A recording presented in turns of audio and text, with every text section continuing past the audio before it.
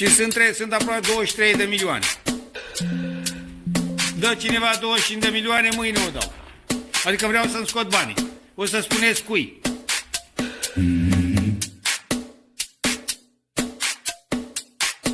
Trebuie riscat. Câteva 2-3 milioane, nu știu. Că riști 2-3 să iei 50. You know what?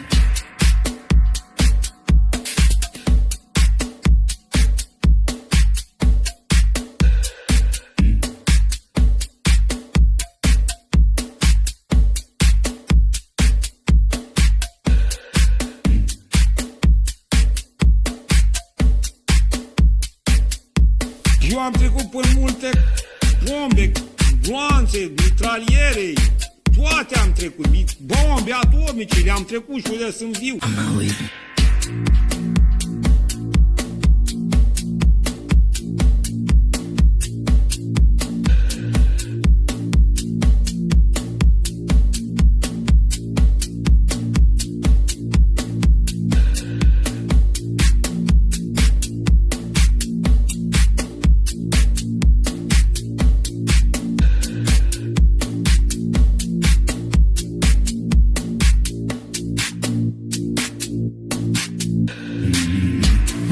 And I remain squarely focused on our dual mandate to promote maximum employment and stable prices for the American people. Today, the FOMC decided to leave our policy interest rate unchanged and to continue to reduce our securities holdings, though at a slower pace. Our restrictive stance of monetary policy has been putting downward pressure on economic activity and inflation, and the risks to achieving our employment and inflation goals have moved toward better balance over the past year. Again, I implore you to remember, fuck your puts, fuck your calls. Jay Powell has you by the balls. God bless my money printer. They're eating the dogs, the people that came in. They're eating the cats. Springfield, they're eating the dogs, the people that came in. The people that came in. They're eating the dogs, the people that came in. They're eating the cats. They're eating, You know, they're eating the pets. I'm not leaving. I'm not leaving. This is, I think, one of the reasons. I'm not fucking leaving. You know, Good thing to say for a city manager. It's not fast.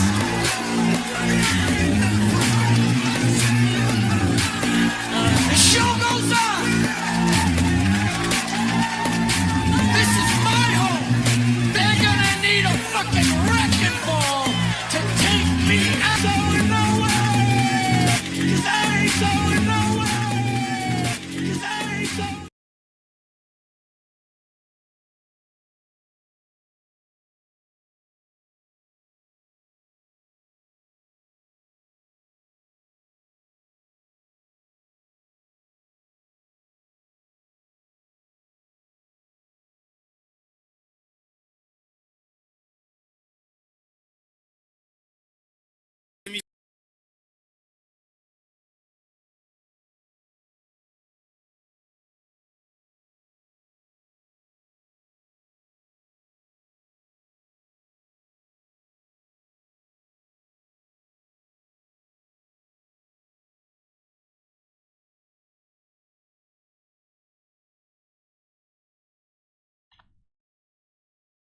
Oh, da, bum, suntem live. Seara de cripto, episodul 65 din sezonul 8. Magie, vrăjitorie, îl avem pe Donald Trump din nou la datorie. Nu cred că e zi, nu cred că e oră, nu cred că este minut în care să nu-l auzim pe Donald Trump, deoarece pare că e peste tot, pare că nu e uman, deoarece e peste tot. E și la Davos, e și la conferință de presă în America, ba ia Groenlanda, ba ia Venezuela, ba să ceartă cu Uniunea Europeană, ba mai pune tarife. Nu știi de unde să îl iei pe domnul Donald Trump de aici, care vrea să facă Make America Great Again.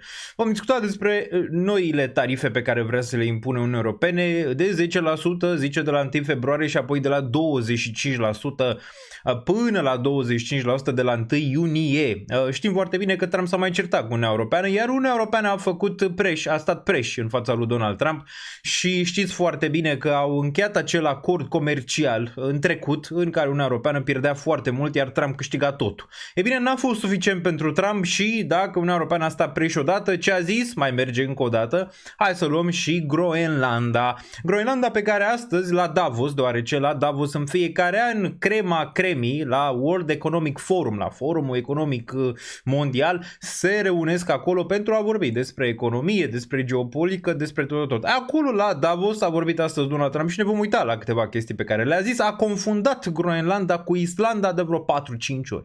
Cel puțin. Zicea islandez. Dai seama să fii islandez acum și Trump să te confunde cu Groenlanda? Păi ți-e un pic frică. Bine că nu a confundat cu România. Vreau să vă salut pe toți. Piețele financiare reacționează.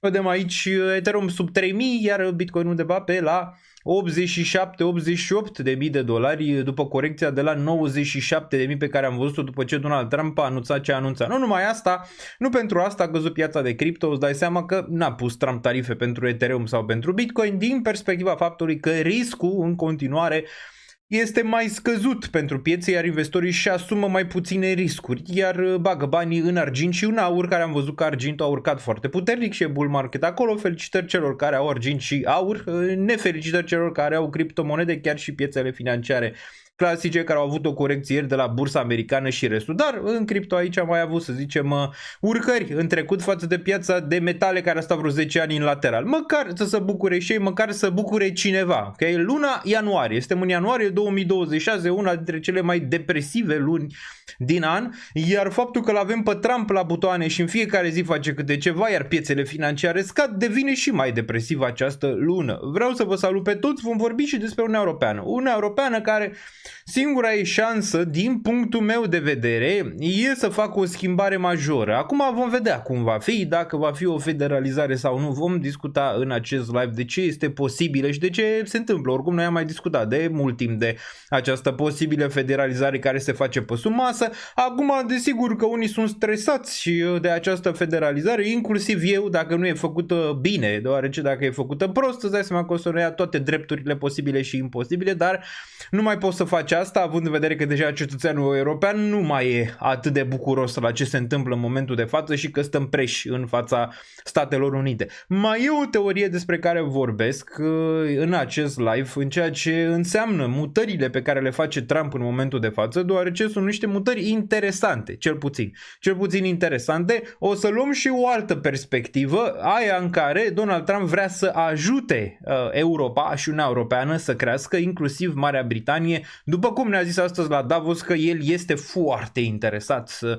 ajute Uniunea Europeană, ca Uniunea Europeană să crească puternic, că Tasso a fost, nu știu, scoțian și măsa germancă, ceva de genul ăsta. A zis, ne vom uita la discuția respectivă. Desigur vom pune tot în ansamblu și vom analiza în ansamblul piețelor financiare, adică ce reacții am putea vedea în perioada viitoare, dacă mai avem vreun raliu în trimestru 1 sau nu, ne discutăm imediat și cât de greu este 2026, care pare similar cu 2025, având în vedere că tot raliul pe care l-am văzut până acum de la începutul anului și pe piețele bursiere, dar și pe Bitcoin a fost dat înapoi. Bun, despre asta vom discuta și multe altele. Dacă aveți subiecte, le putem discuta pe rând. Vorbim și despre Mercosur, desigur toată lumea vorbește acum despre Mercosur și acel deal făcut de Uniunea Europeană cu partenerii din America Centrală și America de Sud, mai ales America de Sud, plus Uniunea Europeană care vrea să miște acum și în direcția Indiei și în direcția Chinei, pentru că n-are altă șansă, deoarece Trump îi sugrumă. Oricum, el cred că s-a supărat nu neapărat din perspectiva Groenlandei, că vrea neapărat Groenlanda, că a zis astăzi că nu va interveni neapărat armat, ci s-a supărat că Uniunea Europeană, după ce a fost tevatura aia cu tarifele în trecut și a făcut deal-ul respectiv, nu mai vrea să stea, să zicem, la mâna lui Trump. Da, o să fie o tranziție destul de grea. S-a luat de toți la Davos, deci toți, de la Macron care venise cu niște ochelari, nu știu, țineți minte că în trecut aveam ochelari și lumea s-a luat de mine, de ce stau cu ochelari în casă, habar n-am. Am probleme câteodată de la lumină. E bine, așa a venit și președintele Franței, Macron, cum îi zic unii pe internet, dar numele lui este Macron, asta ca să fie clar, a venit cu niște ochelari de aia foarte puternici, în care puteai să vezi, care reflecta lumina și tot ce era în fața ta. mulți ziceau că l-au bătut soția, cel mai probabil. Știm că i-a mai dat un croșel la un moment dat în avion, n-a zis asta Trump, dar nu cred că era departe. L-a amenințat și pe Macron, a amenințat și NATO, a amenințat tot, ne vom uita imediat, doar ce Trump amenință pe toată lumea. Bun. Destul de bună postarea pe X, o să discutăm, dacă nu mă urmăriți pe X, Real Daniel Niță, mă găsiți acolo, destul de activ, poate mai activ decât pe YouTube, doar ce pe YouTube avem live-uri săptămânale, dacă se întâmplă ceva avem 2, poate chiar 3, dacă nu avem 1, avem și videouri separate, dar pe Instagram și pe Twitter, mai ales acum pe X, cum se numește, mă găsiți și sunt foarte activ în secțiunea respectivă, și pe danielniță.ro, unde puteți găsi tot ce scriu, plus puteți găsi dashboard-ul care o să vă ajute la nivel de a vedea overview piețelor financiare. Bun. Ce părere ai de Micron? Ne uităm și la Micron un pic mai târziu și discutăm și despre asta, dar o întrebare foarte bună. Bun, Trump a fost președinte și în 2017-2021. Da, nu e, să zicem, prima dată când Trump este președinte, dar acum face ce vrea el. În primul mandat cumva asculta de consilieri pe care îi avea pe lângă și a luat niște consilieri care să-l drămuiască un pic și a văzut că a greșit, deoarece apoi a pierdut alegerile, care oricum nu le recunoaște că le-a pierdut în 2020 versus Biden și a și zis asta la Davos, că vor începe niște anchete destul de puternice pentru alegerile care s-au desfășurat atunci în Statele Unite contra lui Biden și el a pierdut. Ne-a tot ținut că el a, nu știu, 13 războaie pe care le-a încheiat Donald Trump până acum, sau 14, 15, abar n-am, în fiecare discurs mai adaugă câte unul. Dar Trump e peste tot, are omul 80 de ani sau când naiba are, undeva în jur de 80 de ani. E în fiecare zi mai activ decât oricine posibil, vorbește mai mult decât vorbesc eu pe live-urile astea. Stă 2-3 ore la conferințele de presă, stă 2-3 ore la Davos, stă 2-3 ore, băi, e peste tot, nu știu ce-i dau ăștia, nu știu ce-i bagă. Adică ceva-i bagă, că n-ai cum să fii atât de activ, ceva e acolo, ok, bun. Iar i-a spart Brigid ochiul, exact. Bun, cum sunteți, mai rezistați? Greu pe zona de investiții, mai ales în zona de cripto, un an 2025 dezamăgitor, iar 2026 începe și mai dezamăgitor. Dar când o piață se maturizează, cam asta e reacția și plus că noi aici am fost destul de norocoși, pentru că cripto a mers, zicem, în ciclul ăsta de 4 ani și mereu ai avut urcări foarte mari. Ei bine, nu așa se întâmplă de obicei în piețele financiare mai așezate, deoarece în ele poți să ai perioade chiar și de mulți ani de zile în care lucrurile merg în lateral. Vezi cazul bursei americane în 1980, vezi cazul bursei americane din 2000 până în 2007, 2008, 2011, pe urmă până când și-a revenit, adică de obicei mai ai și perioade de stagnare. Problema e că ești în continuare într-o creștere foarte mare economică din punct de vedere al bursei și din punct de vedere al Statelor Unite și asta a zis Trump, că nu stați fără grijă că bursa pică acum, dar se va dubla în scurt timp. Adică nu e, să zicem, impactat de faptul că bursa a avut o corecție ieri după ce el a pus acele tarife Uniunii Europene, s-a certat pentru Groenlanda, el a zis Islanda, s-a certat pentru Islanda, el nu pentru Groenlanda. Da? S-a luat de Uniunea Europeană, domnule, că am făcut aceste mori de vânt aici și ne-a scăzut puterea și toate astea. Da, ne-a scăzut, așa este, dar totuși mediul înconjurător e un pic mai ok în Europa decât este în Statele Unite. Clar că costurile au fost, să zicem, mai mari pentru că ai renunțat la alte tipuri de energii fosile, da? Și ai dat pe energie, de exemplu, eoliană sau alte tipuri de energii care momentan n-au mers. Întrebarea e cât stai pe chestia respectivă să-ți dai seama că nu merge și aici mă refer la Uniunea Europeană, care a pus tot morile astea de vânt. Ok, am înțeles, multe dintre ele zice Trump că sunt făcute în China și probabil așa e, iar el zice că chinezii nu folosesc aceste mori de vânt, ceea ce este greșit, deoarece sunt cam pe primul loc la ăștia. Chinezii au în țara lor, adică acolo a greșit din perspectiva asta, dar chinezii mai au și alte tipuri de energie, adică nu stau doar în eoliană, și Europa mai are, dar a închis foarte multe. Asta e problema, și adică a vrut să facă tranziția direct și s-a bazat prea mult pe Statele Unite, nu? Și acum cumva Trump încearcă să-i trezească la realitate cu niște palme. Știți foarte bine că l-au luat la mișto în primul mandat pe Trump și a zis Trump acum, bă, nu mai ratez pe unul, de la Macron, de la șeful NATO Rute, pe toți i-a luat, toți aia care au făcut mișto de ei, toți. i-a luat Trump în vizor, deoarece știți foarte bine cum râdeau de el când le zicea Trump că depinde prea mult de Rusia și de gazul rusesc și asta, și râdeau, germanii râdeau de el de nu mai puteau. Ei bine, uite acum că Trump râde. Ultimul, clar că și el a trecut pe multe. Trebuie să-l înțelegeți pe Trump că dacă nu câștiga alegerile, ar apârnaie și el și toată familia lui. Adică miza a fost mare pentru el. Și acum venind la putere și văzând, face ce vrea. Absolut ce vrea, nici nu-i mai pasă de nimic. De nimeni, de nimic decât de el, familia lui și Statele Unite, atâta tot. Ok? Bun. Mai departe, Mairoca Iliescu, live-ul meu preferat, zice Aca de AC, de Ace, sau cum vrei să zici. Bun, e bine că îți place live-ul, va rămâne așa întotdeauna, vom sta 2 ore, 3 ore și vom analiza tot ce s-a întâmplat din toate perspectivele, plus inclusiv piețele financiare. Bun. Bun, Gigel Aleșinea când a văzut piața, momentan 2908 a mai fost Ethereum pe acolo și Bitcoin pe la 87.000. Întrebarea era dacă această tevadură cu tarifele nu s-ar fi întâmplat și toată chestia asta ar mai fi avut corecția asta, n-avem de unde să știm, dar clar că ai o imprevizibilitate în piețe și asta nu arată bine de obicei, mai ales pentru zona de risc, dar avem FOMC-ul săptămâna viitoare, vine Jerome Powell și face pauză. Ideea e că până în FOMC cel mai probabil vei mai vedea corecții, asta ți arată și bursa americană, asta ți arată și incertitudinea. Ideea e că Trump nu va menține ulterior acele tarife pentru Uniunea Europeană, deoarece e cel mai probabil din nou un bluff pe care Uniunea Europeană în continuare nu poate să îl dea. Adică să-i zică, bă, tu nu poți să le ții, că de fapt taxarea e asupra cetățeanului american în viitor și clar că suferă și Uniunea Europeană pentru că nu poate să mai exporte atât de mult în Statele Unite, care e o țară foarte mare, suferă toată lumea astăzi. Dacă nu ne înțelegem, bă, suferă toată lumea, dați-mi Groenlanda. Groenlanda care zice Trump că era de fapt a Statelor Unite, că ei au apărat atunci în al doilea război mondial și fără ea Danemarca n-avea nimic. I-a amintit și lui Carney, canadianului, prim-ministrului canadian, toți erau în sală, înțelegi? Deci ăsta s-a luat de ei, toca, ne uităm imediat și toți erau în sală, adică toți erau acolo în sală, unii mai și râdeau. Așa, a zis lui Carney că să aibă grijă la ce declarații face, Canada fără Statele Unite nici nu mai exista. Deci, clar, ideea probabil lui Trump este să facă o unitate, cel puțin în zona respectivă, America de Nord, America de Sud.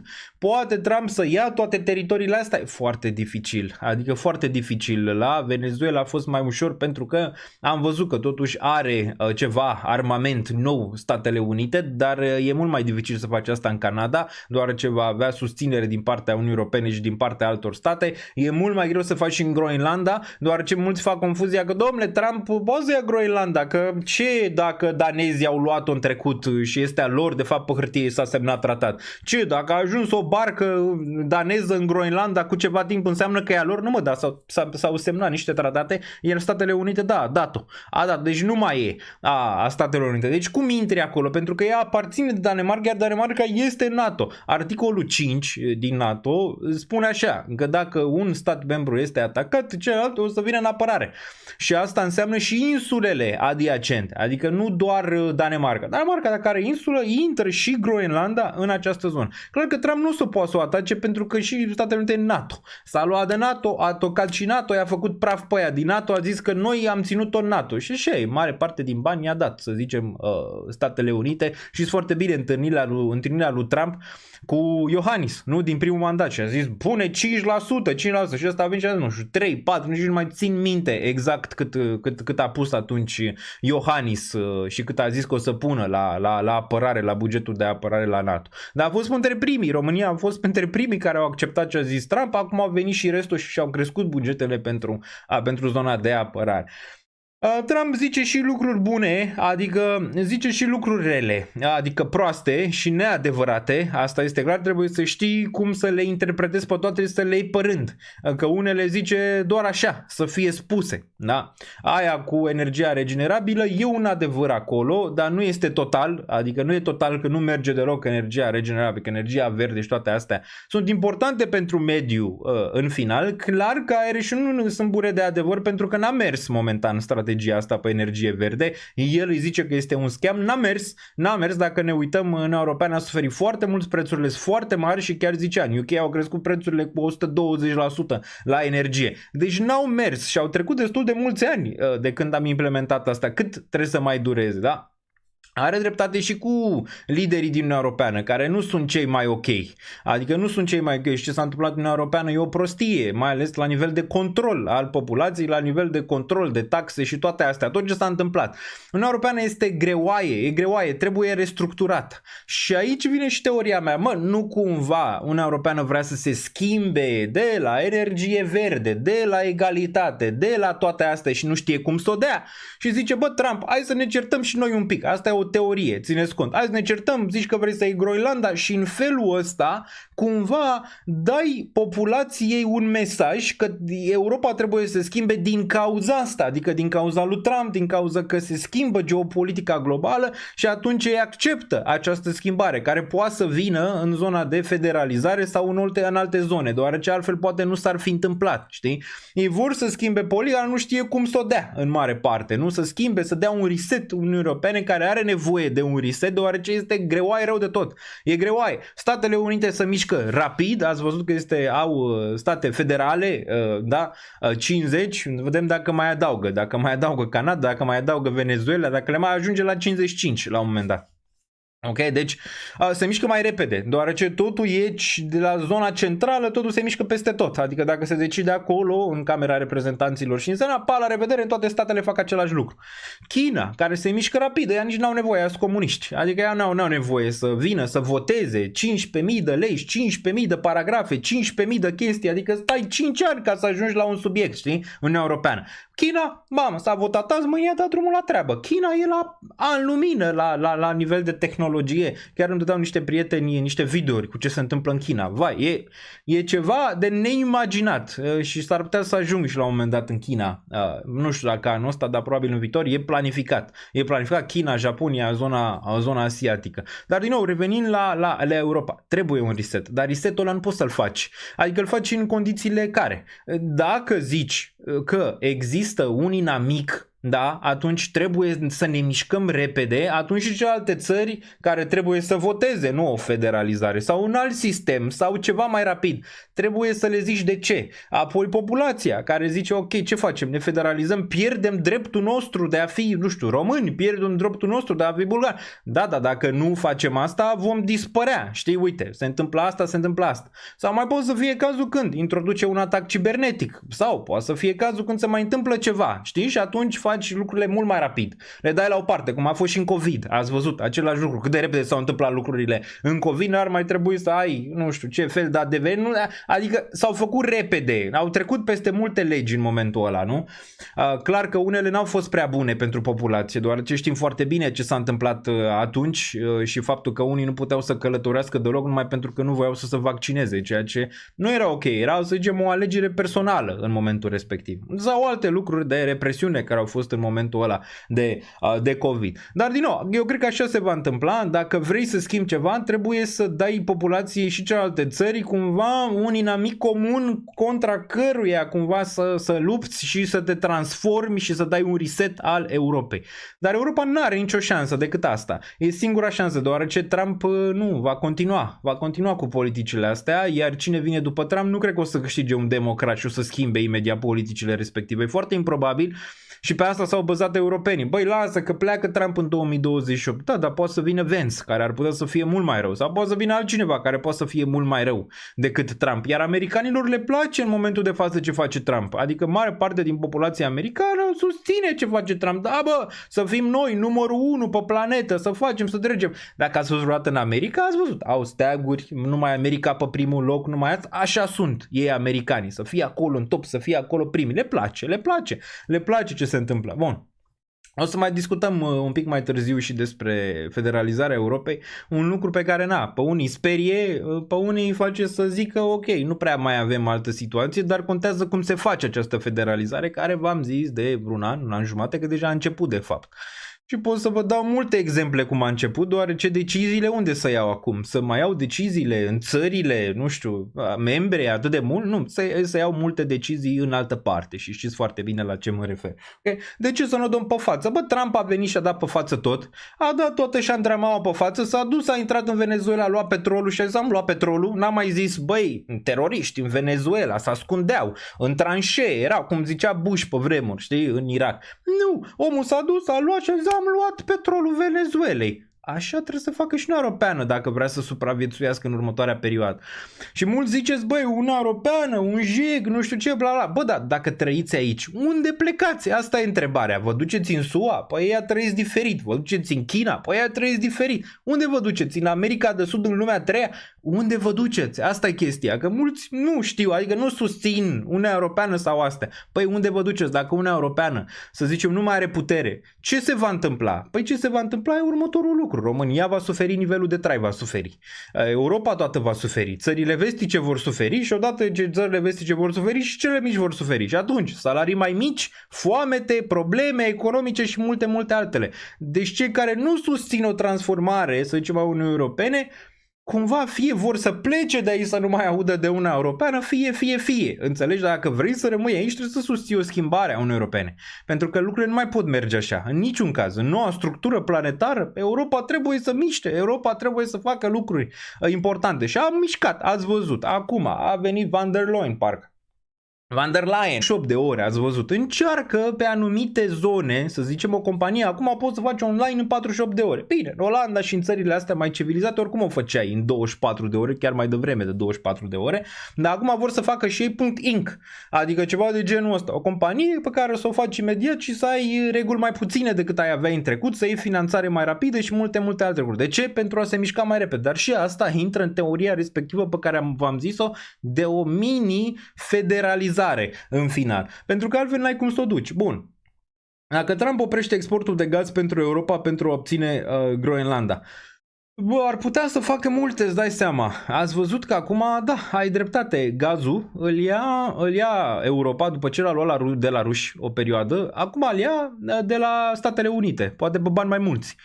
Dacă ar opri, ar fi nasol, dar nu cred că ar face asta, deoarece, băi, Trump totuși este om de business. Eu cred în ce zice el acolo, că ar vrea să vadă Uniunea Europeană mai puternică, dar ar vrea să o vadă în termenii lui, înțelegi? Ar vrea să vadă Statele Unite pe primul loc și apoi ar vrea să vadă și Uniunea Europeană puternică. De ce? Dacă ai aliați puternici, faceți bani împreună, așa e și în viață. Dacă ai prieteni, ai vrea să-i vezi să facă bani. Deoarece dacă faci doar tu bani, nu e excelent, în final centralizezi prea mult din banii respectivi și apoi o să explodeze în alte zone. Îl înțeleg pe Trump la nivel de gândire de business, dar el vrea să o facă în felul lui și nu vrea ca Uniunea Europeană să fie mai puternică decât Statele Unite. Și asta l-a deranjat. L-a deranjat că a făcut Mercosur, adică a făcut acel acord cu țările din America de Sud și probabil l-a deranjat și a zis, băi, cum facem să readucem tarifele? Vreau Groenlanda, înțelegi? Pentru tarife. Nu e neapărat că el vrea neapărat Groenlanda pentru ce e acolo. Vrea pentru a face domul ăla, ai văzut că Israelul are un dom de apărare. În momentul când i-a atacat iranienii, bam, au venit rachetele și au neutralizat atacurile iranieni. Așa vrea să facă și Trump. Acum unul peste toată zona Americii, da? Cumva dacă unii atacă să facă domul respectiv, dar nici cred că domul respectiv nu e neapărat ținta. Ținta e să țină celelalte țări cât de cât în jos și ei să fie primii, deoarece pierd puterea americanii. Simt că pierd puterea între degete. De asta. Bun. Așa sătul sunt de Trump, războaie și toată mizeria asta. Da, cred că toată lumea este sătulă, iar și piețele financiare sunt foarte sătule de asta. Bun, are mai multe like-uri decât vizualizări. Suntem 1007 pe acest live, nu știu dacă sunt 1007 like-uri, imediat ne uităm imediat la like-uri, dar dacă vă place acest live, discutăm despre tot și toate. Și mă pregătesc foarte activ pentru live-urile astea, adică nu sunt făcute așa din neant, adică mă pregătesc la nivel de a vedea ce discutăm aici pentru a fi destul de pe subiecte, tot ce s-a discutat, plus facem tranziția ulterior pentru piețele financiare. Am doar 28 de minute în acest live, el e unul destul de lung, luați-vă, să zicem, ceva de mâncare, luați-vă ceva de băut, îi dăm drumul la treabă imediat și dacă aveți idei pe chat despre ce vreți să discutăm, vă putem discuta. Mai e o chestie, ați văzut că acum vrea să facă Liga Păcii sau ceva de genul ăsta, nu știu, Donald Trump vrea să facă Liga Păcii, ceva, o chestie nouă în afara ONU, în afara NATO, adică o combinație între cele două.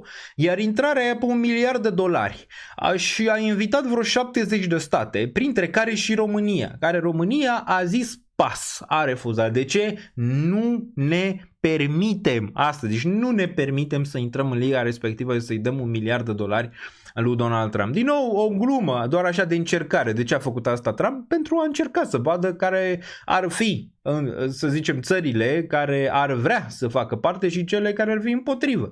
Majoritatea țărilor europene au zis pas, cine a zis? A zis Turcia, din câte țin minte, nu știu, Arabia Saudită, Turcia au zis deja că vor să facă parte din zona aia. L-a invitat chiar și pe Putin, a zis hai și tu Putin dacă vrei, liga aia, $1 miliard și începem cu pacea din Israel și băgăm toți banii acolo. Începem cu pacea din Israel și apoi ne extindem mai departe. Ok, bun. Și Nicușor a zis nu putem, nu ne permitem în momentul de față. Asta că, băi, deci noi oricum nu avem lideri, adică Nicușor Dan sau dacă era cineva din partea suveraniștilor, cine s-ar fi putut duce? Zi-mi tu un politician care ar fi putut vorbi cu Trump acum, la nivel, știi, adică la un nivel mai ridicat. Nu prea văd că mai avem politicieni, adică nu prea spre deloc. Unii reali care chiar să poată să discute la un anumit nivel și să poată să și ia ceva de la Trump sau să și colaboreze cu Trump pe anumite zone. Nu e absolut nimic în România la nivel de leadership și din spate nu prea văd. Bun, vreau cu chinezii, nu cu rușii. Da, nu știu, n-aș vrea nici cu chinezii, nici cu rușii. Cred că cel mai bine pentru România să rămână unde e, adică în Europa. Și asta ziceam, România fără Europa era vai mama ei și așa este.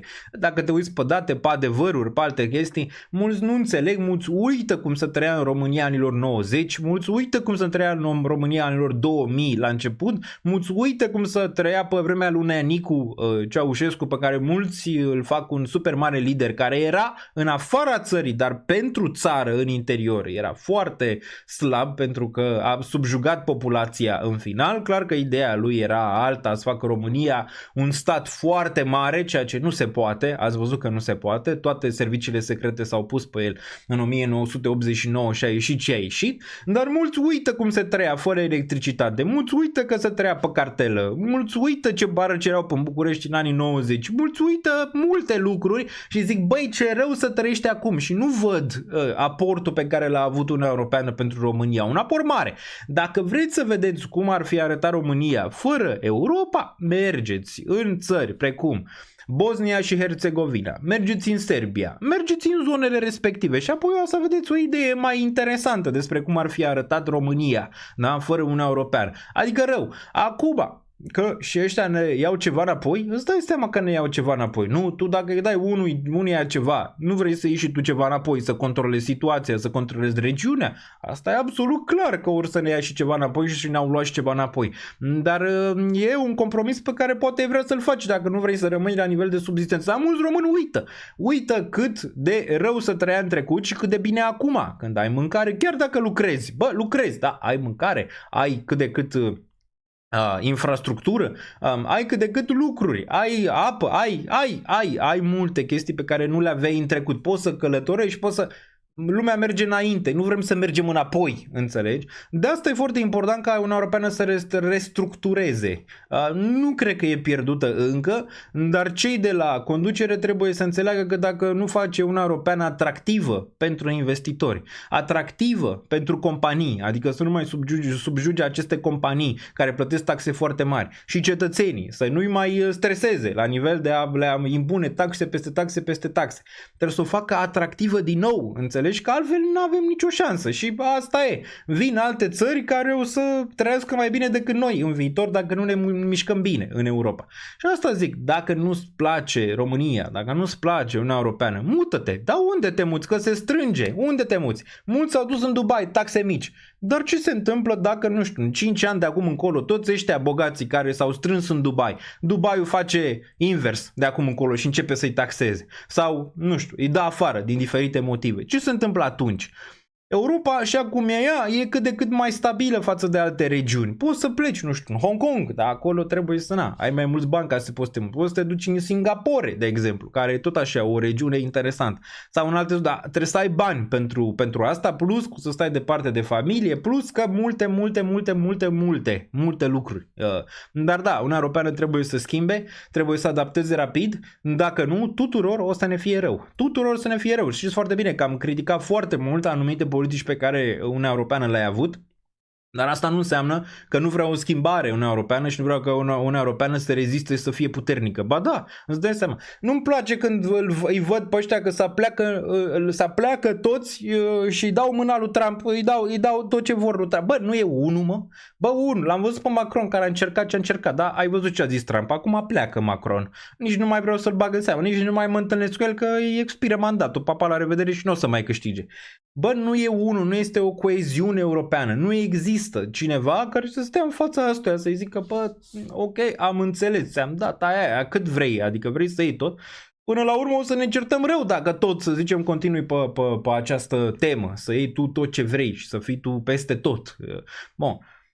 Dacă vedeți cum arată România fără eu, mergeți pe Google Earth și aveți opțiunea la străzi să alegi dintre 2-3 perioade diferite. Am văzut niște poze din 2008, horror. Da, cei care zic că e excelent fără Europa, e greu fără Europa și crede-mă că nu ne-ar ajuta nimeni. Cine ne-ar ajuta? Cine? Ne ajutăm noi? Bă, noi nu prea mai știm să facem chestii și e o problemă aici. Ce poți să faci? Să încurajezi oamenii, cetățenii din România să-și facă companii, nu știu, să creeze ceva, să facă ceva. Da, poți să faci asta.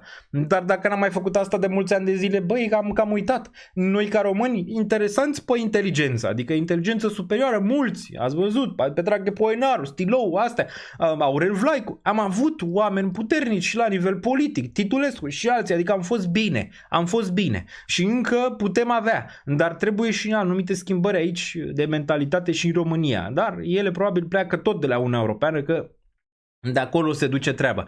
Dar din nou, suntem leneși. Suntem leneși, asta este. Suntem leneși, s-a și furat mult, iar populația a înghițit foarte mult furtul care s-a întâmplat din 90 până inclusiv în 2025, dacă vă vine să credeți așa ceva. Da? Și am tot înghițit, dar până când? Până când? Adică da, ok, faci reforme. Vine Bolojan, face reforme, face chestii. Am înțeles, bă, dar la aia de sus nu se taie, de la politicieni nu se taie, de la aia nu se taie, ok? Noi ne supărăm doar la alegeri, că domnule, vin rușii sau vin LGBTQX și la putere. Adică la asta ne certăm. Când vine pe taxe, da, nu e niciun fel de problemă. Le plătim, tată, lasă-le, că vedem noi de unde le scoatem. Nu e niciun fel de problemă, ok? Guvernul acum are o gaură mare și aici mă refer la tot guvernul european și la toate țările europene, pentru că au dat foarte mult la războiul ăsta. Și apropo de război, ce ați vrea să facă România la nivel de război? Să zic că nu mai dăm bani la ucraineni. Ok, mă, hai să nu le mai dăm bani la ucraineni, ok? Hai să facem exercițiul ăsta de imaginație. Nimeni din Europa nu mai dă bani la ucraineni și în 3 luni de zile de acum încolo Rusia ia Ucraina toată. Ce se întâmplă mai departe? Invităm Rusia și în România sau Moldova, sau adică ne plac rușii atât de mult, am uitat istoria pe care am avut-o cu rușii în general, cum să nu, adică ești pus între Ciocan și Nicoval, asta este clar. Problema e de leadership european, care el nu există. În loc să facă lucrurile corect, să ia banii din toate direcțiile, tot pe cetățeanul de mijloc și de jos îl subjugă. În loc să facă niște reforme ca lumea, niște reforme clare. Nu poți să renunți la Ucraina, s-au băgat mulți bani și dacă renunți o ia rusul și pe urmă ce faci mai departe? Astăzi, că ai băgat 5 ani de zile, sau câte 4-5 ani de zile bani în război, ce faci mai departe? O ia ruși și bam, papa, și apoi se extind, că îți dai seama că rușii nu se opresc acolo, că n-ar fi proști, nu? Să oprească acolo. Dar lui Trump îi convine. Îi convine războiul în Ucraina cu Europa, îi convine foarte mult, îi convine China să nu poată să miște momentan, îi convine astea ca el să poată să-și facă să-și ia ce vrea. Da, luăm Venezuela, luăm mai, dacă ăștia ceva, bam, îi amenințăm pe toți. Bun. România e campioană mondială la competițiile de robotică în ultimii 3 ani. Cum adică nu mai avem? Păi da, dar astea din ce zonă sunt? Adică din ce zonă vin? Că așa am avut-o și pe Halep. Dar ce, a ajutat-o statul român pe Halep cu ceva? Ok, avem așa să zicem niște sclipiri, dar ăștia pleacă. Ce stau în România? Păi arată-mi tu unii care stau în România. Pleacă, ia Franța, pleacă, ia Statele Unite, pleacă, ia Japonia, pleacă. Adică nu rămân pe teritoriul, că nu-i ajută cu nimic statul românesc, înțelegi? Asta zic, de-aia n-avem, nu mai avem. La nivel politic, zi-mi tu, la nivel politic ce avem. Ok, să zicem că avem încă la matematică, la robotică, la IT, să zicem din zona asta. Dar du-ți ăștia în pleacă, îți dai seama că nu or să rămână aici. Ce-ți fac? Bun. Bun, mai departe, România e campioană, ok, campioană, păi România nu e NATO, este. Acum nu mai zici de UE și de NATO, adică este NATO. România este NATO, ce-am zis? De fapt, Daniel, stai liniștit că nu vin rușii peste noi. Bă, nu vin, am zis eu că vin rușii peste noi? Am zis că dacă iau Ucraina o să avem graniță cu ei și o să fie dificil să ai un vecin, Rusia, deoarece s-a mai întâmplat și în trecut, când era URSS-ul, a fost ușor, din nou vă uitați istoria, ok? N-a zis nimeni că vin rușii peste noi, că n-ar putea să intre în România pentru că România este NATO, bă, dai graniță cu ei și lucrurile devin mai dificile din diferite probleme, adică voi atunci dați Ucraina, nu? Să ai graniță cu Rusia. Bă, nu știu ce se întâmplă la un moment dat în timp să fie atât de aproape și să n-ai niciun stat între tine și Rusia, ok?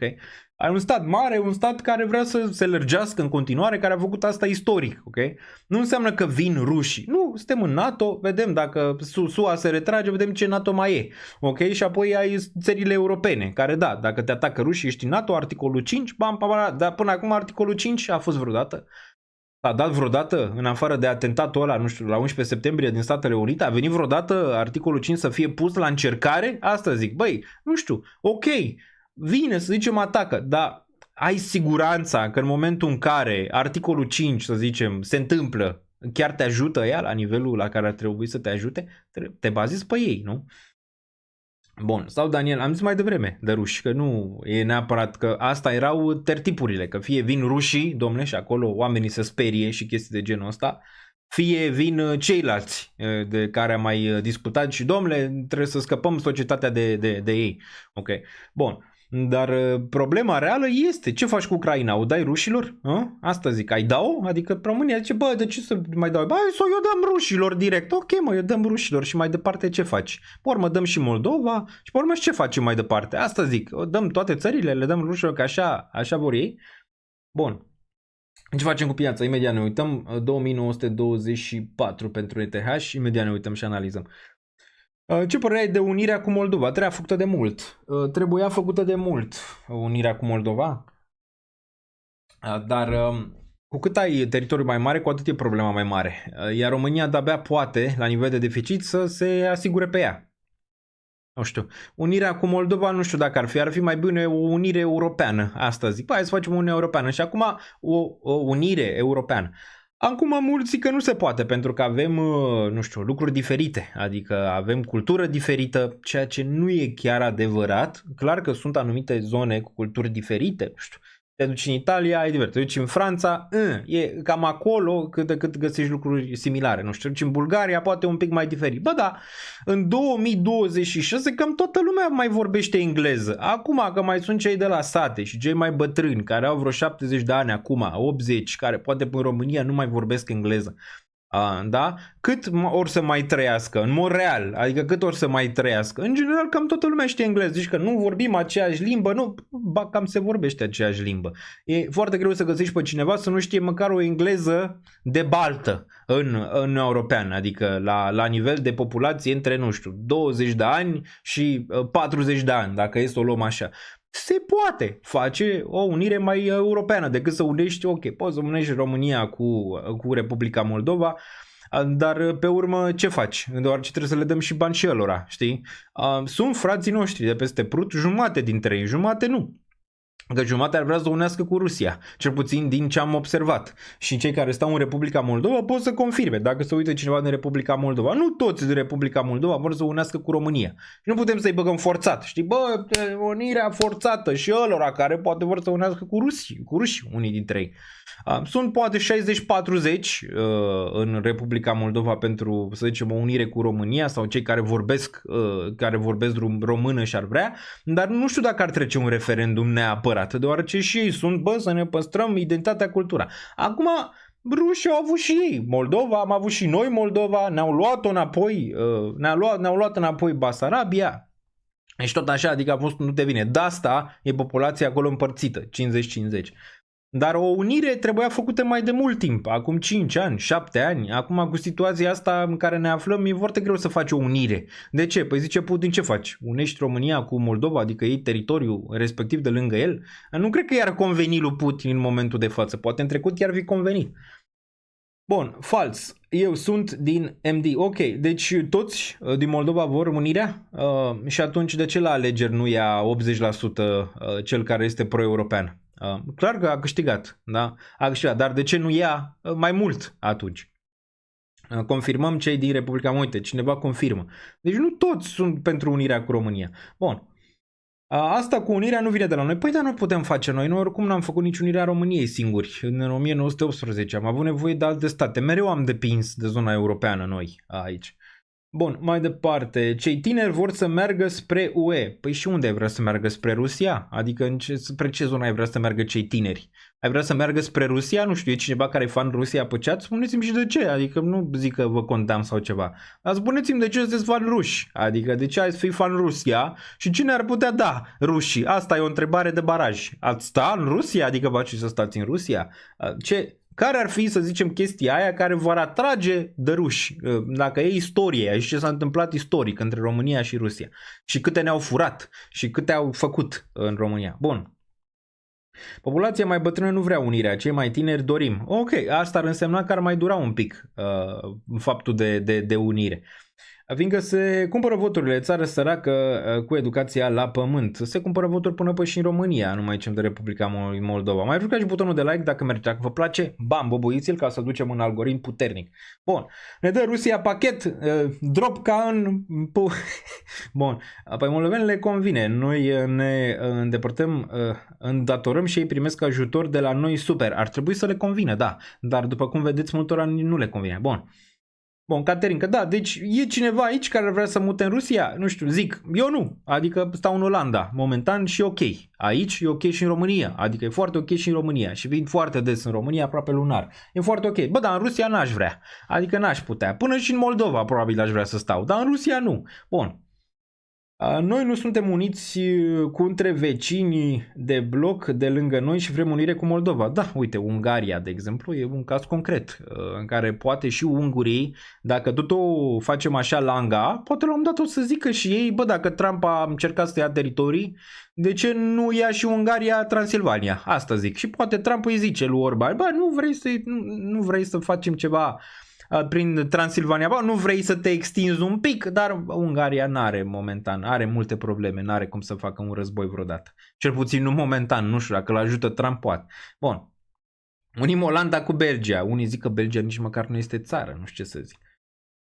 Moldova, dacă dorește să se unească cu România, devine automat membrii NATO fără să adere la NATO. Da, dar nu să fie atât de ușor să se întâmple unirea. Trebuie să fie un referendum și multe alte lucruri care se întâmple, iar Putin nu știu dacă o să fie prea fericit, mai ales în situația de față.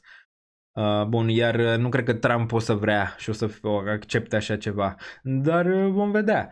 Și în Transnistria dădea Rusia airdrop la finanțe și când s-a oprit a făcut bubă. Bun, Daniel, e foarte ok, voi Daniel, în Rusia, doar mai aluneci uneori din duș și caz de la balcon, dar se întâmplă, aia e viața. Bun, mai departe. Deci e cineva aici care vrea să mute în Rusia? Nu știu, zic, poate e cineva, habar n-am, vreau să aflu de ce. Ar trebui un zid ca cel din China la vama cu Rusia. Bă, nu zic că Uniunea Europeană e perfect. Știți foarte bine că eu sunt destul de direct și ce nu-mi place am zis. Și ce ar trebui să facă Uniunea Europeană am zis. Dar Rusia și China sunt la alt nivel. Adică la alt nivel de control al populației. Dacă credeți că aici este control, vedeți ce control e în China și în Rusia. Și dacă mai poți să zici orice. De exemplu, live-urile astea pe care le facem noi aici și ce discutăm noi, nu ar fi putut fi făcute din Rusia și China. Dacă ar fi zis ceva de Putin și eram în Rusia, probabil venea și mă băga pe cap undala și mă ducea la Pârnaie. Sau în alte zone. Ok? La fel și în China. Adică nu poți să-ți permiți așa ceva. Totuși, libertatea de exprimare în Europa, așa cum e ea și cum începe să fie din ce în ce mai puțină, există, ok? Bun. Nu am fost în Rusia, exact. Da, întreb pe oameni, ați vrea să trăiți în Rusia și de ce? Bun, urmează Canada după Groenlanda. Canada n-ar avea oricum nicio șansă în fața Statelor Unite dacă chiar ar vrea să o ia. Dar Statele Unite nu știu dacă vrea să plece un război mai mare. Acum, dacă Trump vrea să rămână la putere în 2028, poți să facă un război cu Canada sau cu Mexic și să o ia pe toată. Dar e foarte greu, adică să duci pe toate planurile, cum vrea Trump în momentul de față, să duci și la Groenlanda înapoi. A zis că nu o să intrăm armat în Groenlanda. Că asta ar însemna că NATO, papa, la revedere. Bun, aș vrea să o vizitez. Asta e o altă diferență. Și eu aș vrea să vizitez Rusia și China, dar n-aș vrea să stau acolo vreodată. Până când nu se schimbă ceva radical. Bun, în UK în 2025 au fost arestări 12.000 de persoane pentru că au avut postări neadecvate pe social media. Unde e democrația? Păi, da, am văzut și eu asta și n-am fost de acord cu treaba asta. Dar crede-mă că în Rusia e mai rău sau în China e mai rău. Și asta zic, trebuie să-i tragem de mânecă. Nu e ok ce se întâmplă. Până și în România au fost câțiva care au bătut la ușă dacă ai fi făcut o postare anti-sistem sau anti-ceva în momentul când au fost alegerile. Nu știu, dacă aveai tu o altă opinie, să băte cineva la ușă la un moment dat. Dar asta nu e ok și asta trebuie să spunem lucrurilor direct. Și ce se întâmplă și în Europeană câteodată. Dar UK-ul nu mai e în Europeană. Apropo de UK, dacă se, să zicem, dizolvă sau se schimbă acest format al Uniunii Europene, ar trebui să includă înapoi UK-ul. Mi se pare o mare prostie. UK-ul întotdeauna a aparținut de Europa. Mi se pare o mare prostie ce au făcut, adică că au ieșit din Uniunea Europeană cei din UK, ar trebui din nou incluși. Oricum ei cred că vor înapoi și și-au dat seama că a fost o mare prostie ce au făcut, ce s-a întâmplat atunci cu referendumul respectiv, dar dacă le-a luat 15.000 de ani să ia, să-ți dai seama că le va lua să intre înapoi dacă vor să intre în Uniunea Europeană. De asta zic, să faci lucrurile mai ușor, trebuie cumva să faci un alt sistem. Și în sistemul ăla să înglobezi toată zona europeană. Ok? Cu o singură monedă, poate un singur guvern, dar și locale. Adică nu înseamnă că dacă ai un guvern care decide în final, gen, nu știu, cel care o să fie din Franța sau de la Bruxelles sau, nu știu, din UK, rămâne de văzut, nu înseamnă că n-ai nici local autoritate. Ai, exact cum este în Statele Unite. Că mulți se uită la federalizare și zic, băi, ce nasoală este federalizarea. Bă, dar mulți habar n-au că Statele Unite au federalizare și au state. Adică habar n-au. Adică mulți se uită, mamă, ce mișto e Trump, ce mișto e cu Statele Unite, ce mișto. Și apoi aud termenul federalizare europeană. Oh, federalizare europeană, cum vine și ne ia toate drepturile și libertățile. Și pe urmă zici, pe stai, că în Statele Unite, care mi-ai zis tu acum 15 secunde că îți place de Trump și îți place de sistemul lor și îți place, băi, ăia ce au? Adică ăia ce au? Și pe urmă să te gândești, înțelegi? Bun. Sunt mulți proruși, 40% eu personal vreau unirea. Da, asta ziceam și eu, cam 40%, 60-40%, dar la un referendum nu știu neapărat dacă ar trece. Toți rușii cred că noi o ducem rău în Europa, gen nu ne permitem un duș mai lung de 10 minute. Da? E foarte probabil să creadă asta, deoarece propaganda la ei acolo este foarte mare. Ei cred că Putin a intrat în Ucraina pentru o operațiune specială, pe care a încercat să o facă și Trump acum, înțelegeți? Că nu e război. Măcar Trump a știut ce face. S-a dus, a băgat, a ieșit în 2 ore, o oră, aici și de acolo. Ăsta cu operațiunea lui specială, ăsta de 3 ani sau când ai, 2000, habar n-am, deja câți ani sunt? Mă zic, 2022, 2026, 3 ani și ceva. Facem, cred că da. Facem, cred că 4 ani. Trebuie să fac 4 ani undeva până în februarie, cel mai probabil. Eu mă mut în Coreea de Nord, e pace și liniște, asta zic, nu? În Coreea de Nord, unde ești fericit numai că așa trebuie, dacă nu vine și te execută liderul suprem. Bun. Bun, mai departe. Să fie Călin Georgescu președintele Federației UE. Păi n-a putut să fie nici președintele României, pentru că nu l-au lăsat ăștia. Știm foarte bine ce s-a întâmplat. Posibil să fi fost, sau el sau Lenuța. Posibil să fi fost el sau Lenuța. Am mai discutat că turul 2 nu trebuie anulat. Din multe perspective, România o să piardă foarte mult din faptul că a anulat acele alegeri. Vă place, nu vă place, orice ați putea spune, bă, nu trebuie anulat, nu trebuia. Bun, că acum Georgescu nu ar făcut nimic, cel mai probabil nu ar făcut nimic. Cum era Georgescu ca președinte? Păi e destul de simplu cum era Georgescu ca președinte. Era un fel de Ceaușescu sau un fel de Orban. Una din astea două. Ceaușescu nu mă refer că era un comunist sau... Nu, pur și simplu era bun extern, ca să streagă și să scoată din context. Era bun extern, adică extern. Se întâlnea cu Trump, se întâlnea cu Orban, adică extern era bun. cum e Orban, de exemplu, dar pentru populații și pentru cetățeni și pentru Uniunea Europeană, că ne tăiau ăștia sarmaua, dacă ăsta Georgescu o lua invers față de ei, da? Cum i-am făcut și lui Orban, trăiam rău. Ai văzut cum acum ungurii trăiesc mai rău decât noi, știați asta? Uitați-vă pe date, că trăiesc mai rău decât noi și trăiau foarte bine, mult mai bine decât noi. Erau fost imperiu austro-ungar, bla bla bla. Acum trăiesc mai rău decât noi. Cum au fi să fii ungur din Ungaria și să vezi că românul care stă în București acum trăiește mai bine decât românul care stă în Budapesta, a? Care tu ai fost important și mare pe hartă. E bine să fii mare și important extern și populația să trăiască rău sau? A? Care e? Cum e? Trebuie să ai o balanță în mare parte, dar nu zic nici că Nicușor e. Nu mi-amintiți de Nicușor, vă rog. Nu mi-amintiți, ok? Nu mi-amintiți. Dar ați văzut că ideile mele despre alegeri au fost, să zicem, în mare excelente, atunci aproape tot, un 90% a fost excelent la nivel de analiză. Și despre Nicușor, dar și despre Georgescu, care Georgescu, îți dai seama, dă citate din Lord of the Rings, sunt frumoase, dau bine pe sticlă, dar nu știu dacă te-ar fi pus mâncare în farfurie și nu știu dacă am fi vrut să ne întoarcem la zona industrială. Mulți români zic, zona să ne întoarcem la industrie. Bine, și cine lucrează? Cine o lucrează? Vin românii să lucreze în zona industrială, să culeagă porumb din nou sau să facă... Se întâmplă asta? Adică nu știu, am văzut că nivelul... noi nu mai livrăm nici la Glovo! Înțelegi? Deci noi nu mai livrăm nici la Glovo. Se întorc românii din diaspora. Poate zic că se vor întoarce, dar nu cred că se vor întoarce la agricultură. Nu cred. Poate mă înșel. Poate unii s-ar întoarce la agricultură și ar fi bine și guvernul ăsta să facă poate ceva extra pentru cei din afară, inclusiv eu, că și eu sunt din diaspora, și oamenii să întoarcă în mod normal, dacă vor să lucreze în agricultură sau în alte zone. Dar nu știu dacă ar fi făcut asta. Adică să renunțe la 3500 de euro, 4000 de euro, 5000 de euro sau chiar 2000 de euro să întoarcă în România pe 5000 de lei. Nu știu dacă s-ar fi întâmplat asta, ok? Dă bine pe hârtie, dă bine așa în rezonanță. România să se întoarcă să facă, dar noi nu mai putem livra nici la Glovo.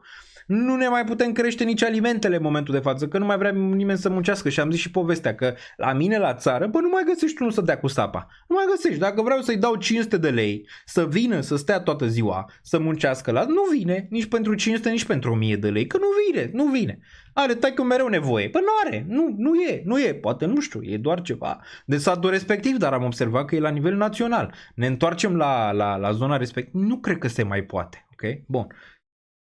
Că-ți place, că nu-ți place, că ești cu Georgescu sau fără, asta e. Clar că România avea nevoie de o schimbare. Asta am mai discutat la nivel de schimbare. Dar nu cred că schimbarea este asta, pentru că ai același partid de la guvernare. O schimbare poate era nevoie și în continuare e nevoie și o să vină, deoarece valul încă n-a trecut. Până când nu rezolv cu anularea alegerilor, nu o să treacă niciodată. Absolut niciodată. Până când nu se întoarce roata și vine ea la putere, nu se va termina dacă nu rezolv problema cu anularea alegerilor, care a fost o prostie, adică o prostie mare, anulat fără nimic. Fără absolut nimic, pe niște idei. Anulat pe niște idei. Bun. Unde stai? În Olanda. Preferă să stea la cârciuma cu ajutor social decât să meargă la muncă. Exact. Asta zic. Cine lucrează, mă? Cine? Cine lucrează? Că noi, ați văzut, de ce au venit sri-lanchezi în România? Pentru că era nevoie. Pentru că e nivelul de trai. Nivelul de trai a românului în general, și aici zic de general, că mai sunt state în care se trăiește încă la subzistență, e foarte posibil. Dar nivelul de trai a românului e mare în momentul de față. Îți dai seama dacă noi ne-am adus sri-lanchezi, noi suntem un fel de UK acum 10 ani când își aduceau indieni.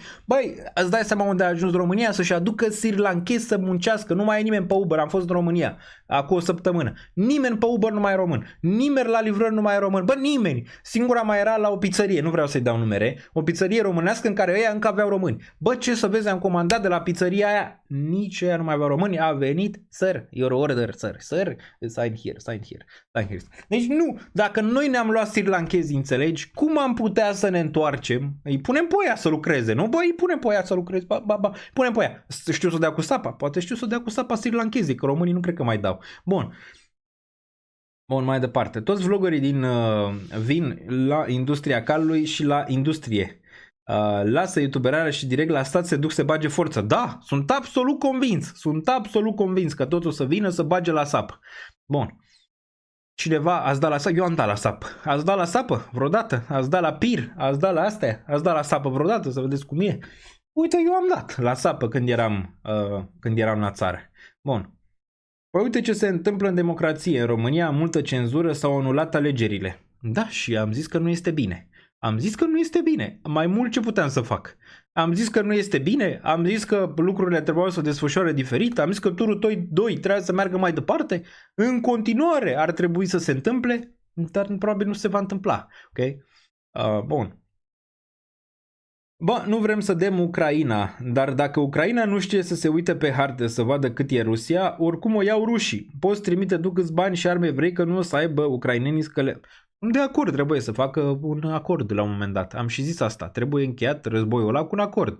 Și ucrainienii să lase de la ei că au pierdut anumite teritorii și alea nu le vor mai lua înapoi de la ruși. Asta e destul de clar. Trebuie să semneze. Dar ce faci între timp până nu se semnează? Nu, trebuie să pui presiune să semneze la un moment dat. Trump a încercat. E și problema europeană. Că și ăștia din Uniunea Europeană nu vor să lase. După ce au băgat atât de mulți bani să încheie războiul acum și Ucraina să piardă. Bun. Românii vin la sapă doar dacă sapa are Wi-Fi și Bluetooth, eventual și un TikTok. Asta zic. Am eu 2 băieți care mai bagă Uber. Te mai întâlnești și cu români care spun că și completează veniturile cu 2-3 ore de Uber. Da, mai sunt, dar în marea majoritate, păi mergeam acum un an în România, nu mai români la Uber. Nu mai români la Uber, nu mai români erau. Acum am dat sri-lanchezi în mare parte. Sri-lanchezi peste tot. Bun. Zici că mă uit la Ganea. Ganea? Cine este Ganea? Poate vrei să zici Gâdea, nu știu. Dar în niciun caz ideile mele cu ideile lui Gâdea nu se pupă. Bun, venea că vrei să zici Călin Georgescu. De ce vrei să-i zici Țăcălin? Pentru că așa se zice pe internet? Sau lui Nicușor să-i zici Mucușor? Că așa se zice pe internet? De ce nu putem să fim și noi civilizați la nivel de nume și la nivel de discuții? Trebuie mereu să fim împărțiți în tabere ca băieții să-și facă treaba, apă sub masă și ei să facă bani și noi să plătim taxe, nu? Nu știu când am schimbat pe Antena 3, zice. Bun. Asta a fost cea mai tare. Bun, mâine, poimine, numai imigranți pe live. Da, dacă învață sri-lanchezii live, facem 5.000 pe live-ul ăsta. Nu? Asta zic. Bagă românii Uber, Bolt, cât evaziunea merge. E și chestii de taxare. Noi aici în România știm că și guvernații sunt corupți, dar nici noi, în mare parte, n-am vrea să fim foarte corecți. Adică extrem de corecți la nivel de plată de taxe. Dar totul se reduce la educație și totul pleacă de sus. Întâi trebuie să schimbe aia și apoi ne schimbăm și noi, deoarece poate noi am încercat să ne mai schimbăm ca populații. Dar aia nu s-au schimbat niciodată. După cum vezi, tot ei sunt la putere. PSD, PNL, USR. Uite-i la putere după ce au nenorocit țara în ultimii 10 ani. Adică uite-i la putere în momentul de față. Bun. Treaba asta cu poreclele nu este întâmplătoare. Apare și manualele de manipulare. Da, îți rămâne în creier când îi zici cuiva ceva, îți rămâne în creier că chestia respectivă este rea sau bună. Așa este o tehnică de manipulare, ai dreptate. Bun. România educată, da. Daniel Trump a mai avut Groenlanda în 2009 și în 2019 a mai vrut, ok, au fost făcute oferte și de democrați. Da, știu.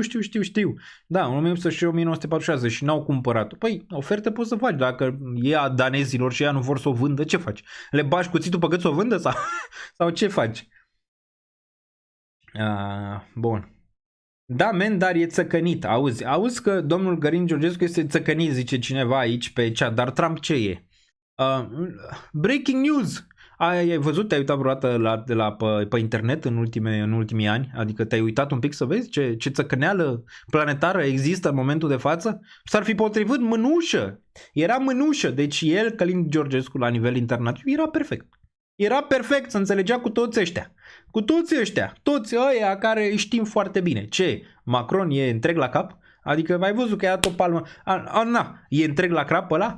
Trump e întreg? Putin e întreg la cap? Maduro e întreg la cap? Uite-te la toți ăștia. E vreunul întreg la cap? Adică uite-te la ei. Uite-te unde e lumea în 2025-2026. Bun, problema României. Noi suntem români și guvernarea tot români. Noi vrem să plătim taxe și politicienii vor să fure. Da, noi nu vrem să plătim taxe și politicienii vor să fure. Da, dar acum românul e foarte greu să plătească taxe până când politicienii nu mai fură. Pentru că ce zice românul? Dacă eu plătesc taxe, ea fură. Da? Nu? Și atunci nu mai. Hai să vedem pe aia să nu mai fure în prima fază și apoi nu plătim și noi, nu? Taxe. Asta zic. L-am cunoscut personal pe CG acum 14-15 ani, dar atunci nu m-a convins. Zicea că face drege și a făcut un rahat. Nu știu, pentru că n-a fost la putere Georgescu până acum. Deci n-a avut neapărat șansa. A fost pe la 1, a fost pe la... Bă, dar la putere n-a fost omul, adică nu putem să-l... Au fost alții la putere pe care putem să... Dar omul n-a fost, adică ce vrei. N-a fost, că pe tine te-a dezamăgit în diferite situații, e foarte posibil. Nu știu. Dar la putere omul n-a fost, adică nu poți să-i zici, bă, România e din cauza lui Georgescu, e cum e. Nu e. Bun. Da, mă, toți nebunii și noi plătim, da. Bun, ce părere ai de Maia Sandu? Păi, ca femeie, e un lider interesant ca femeie. Foarte greu să fii ca femeie și să ajungi lider. Chiar și a Moldovei. Și aici, mare respect, pentru că este greu. Acum, puterea ei ne vine din alte zone, cum vine și puterea României. Nu? De aici vorbim și de termenul de federalizare. Pentru că ea deja se întâmplă. Nu? Ai văzut cine a venit Macron? Bam, a venit și România, bam, a venit și Moldova. Nu zic că Macron conduce el tot. Nu. Adică Franța. Dar are o influență mai mare în zona respectivă. Nu, omul a dat banii, trebuie să aibă și el o influență, ca Gigi, nu? Ce băi, eu dau banii, tai eu spânzuri, nu trebuie să aibă și el o influență în zona respectivă. Dar fără influența aia, cine e Maia Sandu? Ce e România fără influența respectivă? Adică dacă am lăsat România de izbeliște, dacă am lăsat Moldova de izbeliște, ce ar fi? Adică ce ar ajunge, știi? Cu politicienii români care fură, cine mai trage pe ăștia? Măcar așa un pic la răspundere. Sau Moldova, că oricum se fac multe lucruri acolo în Moldova. Dar ca lider, mă, ca femeie să ajungi în zona politică unde e dominată de bărbați, mi se pare că e excelent, pentru că e foarte greu să ajungi. Bun. Să facem agenții ai de guvernare, că pe oameni nu te poți baza, oricine trage puterea cât mai înspre el. Așa pare, dar în anumite țări totuși e mai așezat, nu e atât de rău. Acum te uiți la țările nordice. Ai văzut, băi, în țările nordice, ai zice că ăia sunt sugrumați de taxe, dar sunt printre cei mai fericiți. Cum naiba se întâmplă? Asta e întrebarea. Ăia trăiesc în socialism. Olanda e la mijloc. Nu e chiar, adică unde stau, nu e chiar un stat socialist, cum e, de exemplu, Norvegia, cum de exemplu e Suedia, cum de exemplu e Danemarca. Ok? De asta au și probleme, că Danemarca cu Statele Unite, că au un pic gândiri diferite, ok? La zonele astea. Bă, da, aia sunt cei mai fericiți. Cum naiba se întâmplă? Asta zic, cum naiba se întâmplă? Finlanda, cum se întâmplă? Păi acolo, vă zic eu, sunt taxele mari. Dar banii ăia merg în direcții bune. De exemplu, Norvegia are fond suveran și toți banii pe care ia din resursele pe care le au, foarte multe, și banii pe care îi fac din resurse, îi bagă într-un fond suveran. Și cu fondul ăla suveran investește. Și vă ziceam eu acum ani de zile că România ar trebui să-și facă un fond suveran. Eram, cred că în 2021 chiar. Și vă ziceam că ar trebui să cumpere și Bitcoin în fondul ăla suveran, când era pe la 5.000-7.000 de dolari. Vă ziceam că și Ethereum ar trebui să cumpere în fondul suveran, dar nu neapărat astea, sume mici. Bă, trebuiau să cumpere ce cumpără și ăștia. Poți să te uiți ce are fondul suveran al Norvegiei și de ce ăia au per capita 100.000 per cetățean, ok? Ceea ce este enorm și dacă o țin așa încă vreo 10 ani o să ajungă pe la 500.000 pe cetățean, ok? Dar ăia pare că au făcut ce trebuie, au luat taxe mari, ai face egalitate în populație, da? Că unul care câștigă 200.000 o să câștige ca unul care câștigă 100.000 de fapt, că taxele așa. N-ai nici salarii mici, adică omul nu știe să-și plătească, adică nu știe să trăiască sau să trăiască de la lună la lună, cumva echilibrezi societatea. Dar asta a fost făcută pe ani de zile și cu o idee clară. Din banii aia investim mai departe și Norvegia devine un stat bun. Avem ajutoare sociale, avem chestii, avem trestii pentru cetățenii norvegieni, ok? La fel și pentru cei din Danemarca, la fel și pentru cei din Olanda, care olandezii sunt puternici pe pensii, aici tot să bagă în pensii. Dar fondul ăla suveran al Norvegiei investește în obligațiuni guvernamentale americane, că era tevatura că vinde fondul Norvegiei. Nu o să vândă, ok? Sau în câteva companii fonduri din Danemarca. Am auzit că unele au vândut de vreo 100 de milioane, din câte am văzut. Dar asta ar fi trebuit să facă și România. Cumva să-și facă un fond suveran de care am mai vorbit și să ia din tare, să ai o idee clară. Bă, dacă ai o idee clară, cetățeanul înțelege. Avem o idee clară pentru bunăstarea cetățeanului, nu pentru bunăstarea politicianului, nu? Care vine acolo. Și știu unde să duc banii, îi și vezi. Nu că în Norvegia și în Suedia, în câte știu, poți să vezi exact cât deține un cetățean și câți bani. Adică e liber să vezi cât deține fiecare. Asta vine și cu duși întors, că nu mai e privacy. Mulți scammeri se duc și targetează pe urmă pe ea, că văd ce companie cât a făcut, ce cetățean câți bani are și tot așa. Dar e un sistem care merge foarte bine, așa cum e el, socialist, că e un sistem socialist, că altceva nu e. Dar uite că merge, ăștia au făcut o îmbinare între socialism și democrație. Adică nu e nici comunism.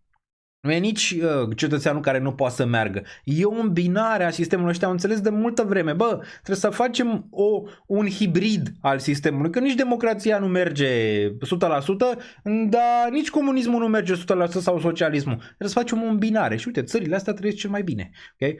Clar că țările alea au avut și resurse, dar și România a avut resurse. Ce s-a întâmplat cu aurul? Pe unde mai e aurul românesc? Mai e pe undeva? Nu știu unde e acum. E la... Cine deține aurul românesc? Că nu știu dacă l-avem noi. La noi în țară. Nu mai țin minte pe unde era.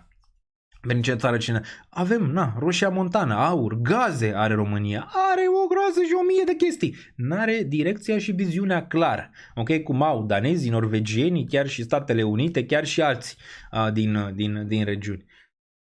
În 2025 Moldova, așa de mică cum e, a exportat mai multe servicii de IT decât agricultură, cu tot cu vinuri. Așa că viva Mercușor. Bun, mai departe.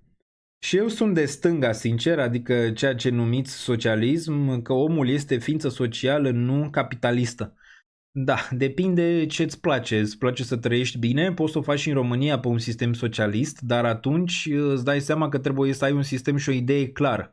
Adică în cel cum a avut Norvegia, de exemplu. Și să ai oameni drepți care conduc țara. Sau cel puțin măcar să nu fure atât de mult cât au furat ăștia. Acum, ziceam pe Twitter că toți suntem aici, o oră, 9 minute, imediat intrăm și la piețe financiare. Dacă apăsați like, bam, mergem și la piețe financiare. Imediat mă uit aici să văd ce se mai întâmplă.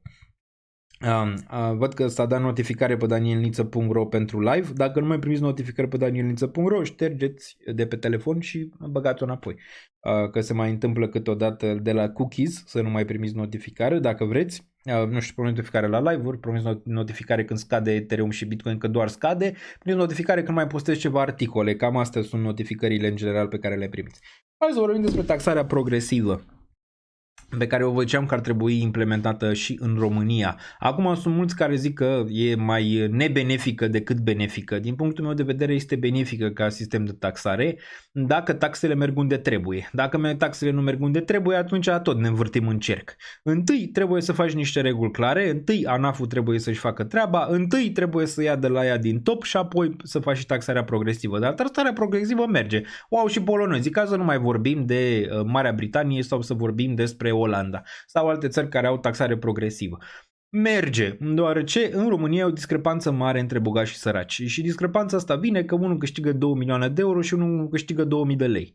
Ăla care câștigă 2000 de lei plătește la nivel de salariu poate cât câștigă unul care câștigă 2 milioane. Clar că ăla dă mai mult, să zicem, din perspectiva banilor, că mai da și CASS și altele pe lângă, dar ce aș propune eu și ce am mai discutat și în trecut, nu trebuie să taxezi pe cel care câștigă cel mai puțin pe economie. Adică, dacă câștigi sub 10.000 de euro anual, taxe zero, ok? Taxe zero, ca să poată și omul ăla să trăiască. Ce face el? Că lucrează la alimentară, că lucrează la Mega Image, că lucrează, nu știu, să mai dăm exemple, Carrefour și altele, la caserie, măcar cu lucrul ăla pe care îl face el acolo, să poți să trăiască de la lună la lună și să n-aibă grija lunii viitoare, ok? Bun, asta e una. Deci cei care câștigă sub 10.000, taxe zero, ați văzut cum e în UK, 12.000 de lire sau când ai baie. Dacă ai sub 12.000 de lire în UK, poate hai nu 10.000 de euro, hai 7.000 de euro, hai 5.000 de euro, hai cumva cei care câștigă de puțin, da? Să nu mai fie taxați atunci. Și cei care pe urmă fac evaziune, adică sunt plătiți la negru, să fie prinși, să nu mai fie plătiți la negru. Apoi, pentru companiile care au salariați, taxele mai mici, care au salariați, de exemplu, pe salariu minim, poate mai mici, sau cei care au 5 angajați, sau 7 angajați, sau 10 angajați. Apoi progresiv. Nu trebuie să-l faci ca în Olanda, să ajungi până la 49% progresiv. Poți să începi mai de jos, ok? Cu taxe mai progresive, mai bune. De exemplu, poți să iei cazul Poloniei, care, uite, Polonia s-a dezvoltat mai bine decât noi, decât românii, iar noi ne-am dezvoltat mai bine decât unguri. La cine vrei să te uiți la nivel de din jurul tău? La polonezi, că ei s-au dezvoltat foarte bine, au luat fonduri europene foarte bune și au făcut niște sisteme de taxare decente și au făcut treaba cei din zona de evaziune fiscală și toate cele și societatea lor chiar arată bine în momentul de față a polonezilor, chiar dacă a câștigat unul din zona de dreapta, adică un naționalist, care e un naționalist un pic diferit, am mai discutat, de Nowrolki sau cum naiba cheam, din Polonia, dar ia sistemul ăsta polonez și uită-te la el. Da, câștigi, nu știu. În Olanda e super strict, dar ăștia cumva au o cultură a taxelor, au o cultură a societății. Se vede în Olanda ce s-a întâmplat cu taxele în societate. Nu poți să pui până la 50%, ok? Dacă câștigi peste 70.000. Deci dacă ai peste 70.000 în Olanda de euro anual, cu cât câștigi peste, adică peste 70.000, că nu-și taxează și aia 70.000, peste 70.000 poți ajunge până la 50%, progresiv, ok? La nivel de taxe. Și taxele de obicei sunt plătite de companii. Acum e foarte dificil dacă ai tu o companie în Olanda și te plătești pe tine. Asta e un pic mai dificil, dar dacă lucrezi în Olanda, e una dintre cele mai bune țări în care vrei să fii. Doar ce aici business-ul chiar merge foarte bine și e încurajat cetățeanul să-și facă companii și să treacă totul în zona asta de corporate. Dar nu poți începe în România cu 50%. Poți începe progresiv, nu știu, peste 200.000 de exemplu sau peste 300.000 de exemplu de dolari, cum e și în Statele Unite. În Statele Unite tot pe la 40 ceva la sută ajungi. Da, cu tot taxe de stat, depinde în ce stat stai. Da, tot 40-50% ajungi taxe în final, dar după o anumită sumă. În SUA cred că e 200.000. Așa ar trebui să fii și în România. Bă, câștigi peste 150.000-200.000 de euro, plătești taxe mai mari, ok? Decât celălalt. Ce? Nu-ți ajunge? Vrei să-ți iei 4 mașini? Că asta e problema. Faci foarte mulți bani, îți iei 4 mașini, 5 mașini, 7 mașini, 9 mașini și ăla moare de foame lângă tine. Ori suntem unul cu altul și împreună, ori fiecare face câți bani vrea și fură cât vrea. Unii au 15 mașini și unii merg cu căruța. Dacă asta vrem să facem. Dar progresivul a mers și sunt pentru progresiv, dar înainte de progresiv trebuie rezolvate problemele alea de care am mai zis. Și trebuie început de la vârf. Nu trebuie început de la cetățeanul de jos, ok? Nu de la cel care deja oricum plătește taxe și oricum vrea să fie în legalitate. Nu, de la uite câte mașini. V-am zis că e anul în care se vor ridica mașini, o să vedeți arestări și chestii de genul ăsta. Deja s-a început cu mașini, cei care au peste 100.000 mașină și nu sunt pe o listă. Există mai multe liste acum la ANAF, există listele astea de anul trecut, eu v-am zis. Așa, din auzite mi-a zis ceva, am visat noaptea, ok? Există listele astea în care dacă ai mașină peste 100.000, ești pe lista respectivă și o să vadă statul dacă ai salariu, dacă ai venit. Dacă nu, o să vină la tine la ușă. Și asta e începutul. Urmează și cele de 50.000 în câteva luni de acum încolo și urmează și cetățenii care au case și n-au venit. Urmează și mai multe lucruri în ceea ce privește fiscalitatea românească. De asta v-am zis, pregătiți-vă, 2026 va fi un an interesant din punctul ăsta de vedere. Da? Deci trebuie să le rezolve pe alea, dar inclusiv la politicieni și inclusiv la companii care au, să zicem, mașini și n-au venit și chestii de genul ăsta. La tot spectru. Dacă e un politician și are familie extinsă, nu mai pui pe numele lui nu știu cine că eu sunt sărac. Păi tu ești sărac, dar totuși de unde ai bani dacă ești sărac? Cum cumperi dacă ești sărac? Dacă vrem o Românie mai bună, asta trebuie făcută. Dacă nu și vrem să rămânem așa, e ok. Poate sunt și cetățeni care vor să rămână așa. Dacă vor să rămână așa, ok, nu poți să te mai plângi că ai taxe mari, nu poți să te mai plângi că unul are 7 case și tu ai una, nu poți să te mai plângi de astea, dacă așa vrei. Adică dacă așa vrei, asta e, mai departe. Mergem așa mai departe, ok, bun. Aros a încercat careva anul ăsta să-și facă măcar o simplă simulare a taxelor de plătit la ANAF în webpage-ul reference site-ul lui. Va mers că doar 2 euro, nu știu. Întrebați, vedeți ce e pe chat. Bun. Justin, President Trump cancels EU tariffs after forming framework for a deal on Greenland. Chiar ziceam merg pe Patreon că până la final de săptămână nu le ține. Deci, clar, și cred că v-am zis și la început de live că probabil piața va urca înainte de fund, dar nu știu dacă v-am zis de tarife că nu le ține. Dar era clar că nu o să poată să le țină sau am vorbit cea că nu știu, o iau razna câteodată. Cred că am vorbit la începutul live-ului că Trump nu le va ține. Da. Bun, deci da, pump. Deci piața acum reacționează la ce zice Trump. Mare pump avem, da, 3006 se poate vedea aici, 3006 pentru ETH și Bitcoin probabil pompează și el. Deci piața reacționează la ce zice Trump. Dar credeți că din cauza asta, că domnule Trump face drept? Nu, domnule, sunt market maker aici în mare parte care încercă să lichideze pe orice știre și în sus și în jos. Cum a fost și aici, cum a fost și aici, cum a fost și aici. În mare parte e aceeași moment. Ce pune Trump tarife pentru Ethereum? Aici ce treabă are Ethereum cu tarifele lui Trump sau Bitcoin cu tarife? N-are neapărat. Aici pur și simplu toate piețele fie sunt prea sus și trebuie să corecteze, fie nu are neapărat relevanță prea masivă, plus că nu e prima dată, adică nu e prima dată când Trump pune tarife. Bun, nu ne-ai zis la început de live, Daniel, e foarte posibil să vi să spus ceva la început de live, dacă țin eu bine minte, dar da, posibil să nu, dar am zis ieri pe live-ul de pe Patreon, dar în mare parte oricum, cred că oricine știa că nu le va ține, adică nu să zici că am zis ceva, wow, Trump, că nu va ține tarifele respective, nu putea să le țină, asta era. Bun, mai departe, BTC, hai pe grafice, pump, da, urcă piața, urcă, păi urcă că a zis Trump, când zice Trump ceva, scade sau urcă, aici momentan nici analiza tehnică nu mai are nicio relevanță aici, având în vedere ce se întâmplă. Clar că discutăm imediat dacă putem avea în continuare un raliu aici în trimestru 1, în continuare rămân la ideea că e prea multă lume bearish, dacă te uiți pe internet, mult mai multă lume bearish decât bullish în momentul de față. În ceea ce privește Bitcoin, mulți își adaugă poziții de short, ar fi în mod normal o lichidare normală aici pentru Bitcoin în zonele astea pe care am mai făcut-o și în trecut de multe ori. După ce se adună poziții de short și sentimentul e cel mai slab aproape din, nu știu, ultimii 5 ani, cel puțin. Cel puțin, mare pump, da, nu avem un mare pump aici, se poate vedea dominanța dă un pic înapoi, ne uităm și la altcoin imediat, intrați pe danielniță.ro dacă n-ați făcut-o deja, deoarece aveți aici multe lucruri interesante. Ne uităm și la tot ce s-a întâmplat, ne uităm și la Trump, imediat chemați-vă prietenii dacă vreți și chiar dacă nu sunt interesați de piețe financiare, chemați ca să râdem un pic la ce a zis Trump. Unele le râdem, unele le discutăm imediat. Când Supreme Court decizia pe tarife? Nu știu dacă mai dă vreodată. Zice că o dă, dar pare că nu mai dă. N-a fost ieri, aveau termen, dar n-a dat nici ieri. Bun, ne uităm aici la piață, putem să vedem total market. Facem și o introducere în piață, că deja este 8:30 în Olanda, iar 9:30 în România.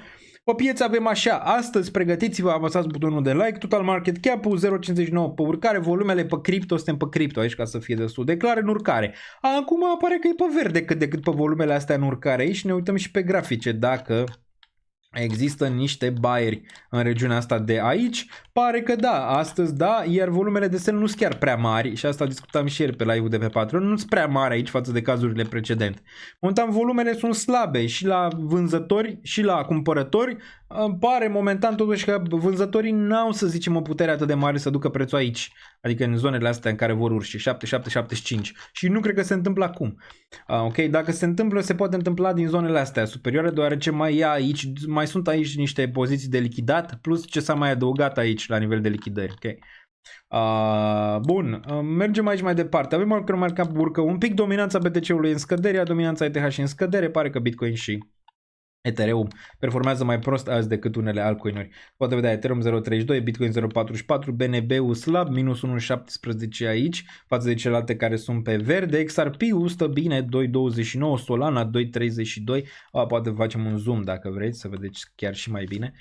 Aici Solana, Tron, aici pe cele 10 criptomonede, Dogecoin-ul urcă, Monero foarte bine, momentan cu toate că a rejectat un pic din zona de 600 plus. Suntem în zona de frică, aici după ce am stat un pic în neutru ne-am întors în frică, ne-a dat Trump la frică. Aici se poate observa, am picat din 3,24 trilioane până în zona de 2,98, ar fi bine să ținem zona asta de 3 aici. Minimul a fost atins pe 24 decembrie și maximum pe 15, deci cu câteva zile a fost. Ai auzit și pe acțiune după ce ieri am avut pe S&P minus 2% și pe Nasdaq minus 2%, astăzi pare că vedem o urcare aici, 1,25 pentru S&P 500 și pentru Nasdaq 1,41. Okay. Iar Dow Jones 1,38, volatilitatea dump aici în momentul de față și TLT undeva la 0,7 plus 0,72, în timp ce aur aici urcă undeva la 0,34, aur o să duce spre 5.000 după cum vedem după ce asta 10 ani în lateral. Nvidia, mergem și pe fiecare în parte, avem decizia pe dobânda de referință și vă aștept pe tot săptămâna viitoare pe 28, la ora 8, probabil vom începe, la ora 8, ora României vom începe live-ul cu vreo oră înainte și apoi vom vedea ce Jerome, dar șansele sunt mari pentru a ține dobânda la același nivel. Un alt lucru bun aici, deoarece în trecut când am tăiat dobânda, au picat piețele. Asta e o zonă neutră pe bursă, chiar dacă am avut ceva corecții aici zilele precedente, dar lucrurile arată bine. Hai să mergem individual. Puteți intra danielniță.ro. Danielniță.ro, puteți să vă locați cu Google, puteți să faceți cont pentru a vedea și secțiunea de cripto, și secțiunea de acțiuni și calendar economic și calendar de reportări. Vedem ce se raportează azi. Dacă raportează cineva interesant, poate rămânem. Dacă nu, nu. Poate Tesla ar trebui să raporteze. Ar trebui să raporteze Tesla azi, ne uităm imediat. Bun. Dacă ne uităm aici pe overview pe cripto, verde de primăvară, dar am avut corecții în zilele precedente, după cum am observat probabil toți. Nimic nu s-a schimbat din 2025, pump dump, atât, nimic altceva. Aici Atomul se ține nesperat de bine în zona asta de $2. Ține suport, Arbitrum n-a ținut la zona de 20 de cenți, în continuare aștept un pic pentru a mai adăuga la poziții, la unele pe care trebuie să lucrez la ele, unele probabil la un moment dat le voi vinde, fie pe plus, fie pe minus, vom vedea în următoarele 3 luni. XMR, Monero 526, Ethereum, cum ziceam mai devreme, slăbuț, SEIU ajunge în zona asta de 10 cenți unde ar putea găsi suport, Renderul vedem la $2, aici stă cât de cât stabil în zona respectivă, Hype-ul în sfârșit vine bine și l-am pe radar, ăsta e unul pe care aș vrea să-l cumpăr, dacă pică sub 20, aș vrea să încep cumpărăturile undeva în zona de 17-18 dolari până în zona de 10, dacă ar fi posibil pentru Hyperliquid. Din nou, de ce scad astea? Pentru că scad și tranzacționările și pe Hyperliquid și pe Aster. Dar când vor reveni, asta probabil vor avea din nou un aport mare de creștere. Deoarece oamenii nu mai vor să tranzacționeze acum nici pe exchange-urile centralizate, dar nici pe cele descentralizate, deoarece au tot fost lichidați sus, jos. Pică? Nu pică. De-abia a urcat, adică. De-abia a urcat. Ține momentan aici, dar uite acțiunea de preț astăzi. A zis Trump ceva bine că nu mai atacă Groenlanda, asta s-a întâmplat când a vorbit Trump. Apoi, bam, a zis Uniunea Europeană că nu-i mai dă deal-ul lui Trump, bam, a picat. Acum a zis Trump că nu mai vrea să pună tarifele alea, bam, a urcat. Înțelegi? E cum e. Cred că ne-am săturat cu toți. Aduceți-l pe Biden înapoi. Aduceți-l pe Bidon înapoi sau puneți-l pe Nicușor, președinte al Statelor Unite. Bun, ne uităm imediat aici ce se întâmplă, dar butonul de like îl găsiți aici. Bam, apăsați butonul like, bubuială. Intrăm pe live-urile astea, dăm tot un live plăcut, un live bun pentru toată lumea, discutăm toate subiectele din tot, de la geopolitică, economie, politică, și externă și internă, și la piețe financiare, și la tot.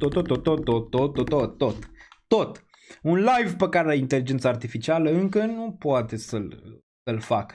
Apropo, ați văzut că și inteligența artificială a venit acum cu chestii noi pe Anthropic, care CEO de la Anthropic zice, domnule, că am putea vedea în 6 luni, un an, codarea rezolvată de inteligența artificială. Bun. Au dat cu gaze azi la vânzare la greu și nu am mâncat fasole, ok. Eu văd piața asta cripto exact ca și anotimpurile anului. Da, foarte schimbătoare. În mare parte e o extensie de lichiditate piața de cripto. Când nu ai, piața de cripto merge cel mai prost. Când ai, merge cel mai bine. Ok.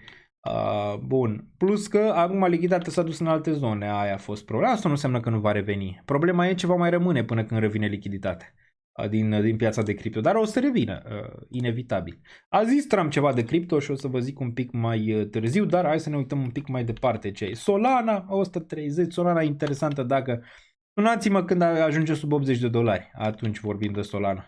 Până atunci, nu mă interesează. Mai dețin ceva Solana din zona aia de $10, dar am vândut o parte, gen 50% din ea. Dar sunați-mă când atinge sub $80, 50 acolo. Ar fi interesant. Bun, Asterul 556 am mai adăugat aici. Interesant și Aster și Hype le-am pe radar. Pe ambele în continuare. Portofoliu de risc, portofoliu de bază. În final aș vrea, dacă se duce unde vreau eu aici. Pentru asta. Pengu, în continuare mențin poziția pe Pengu din portofoliu de risc, care e pe plus, am nu știu, 0,08, ceva de genul ăsta.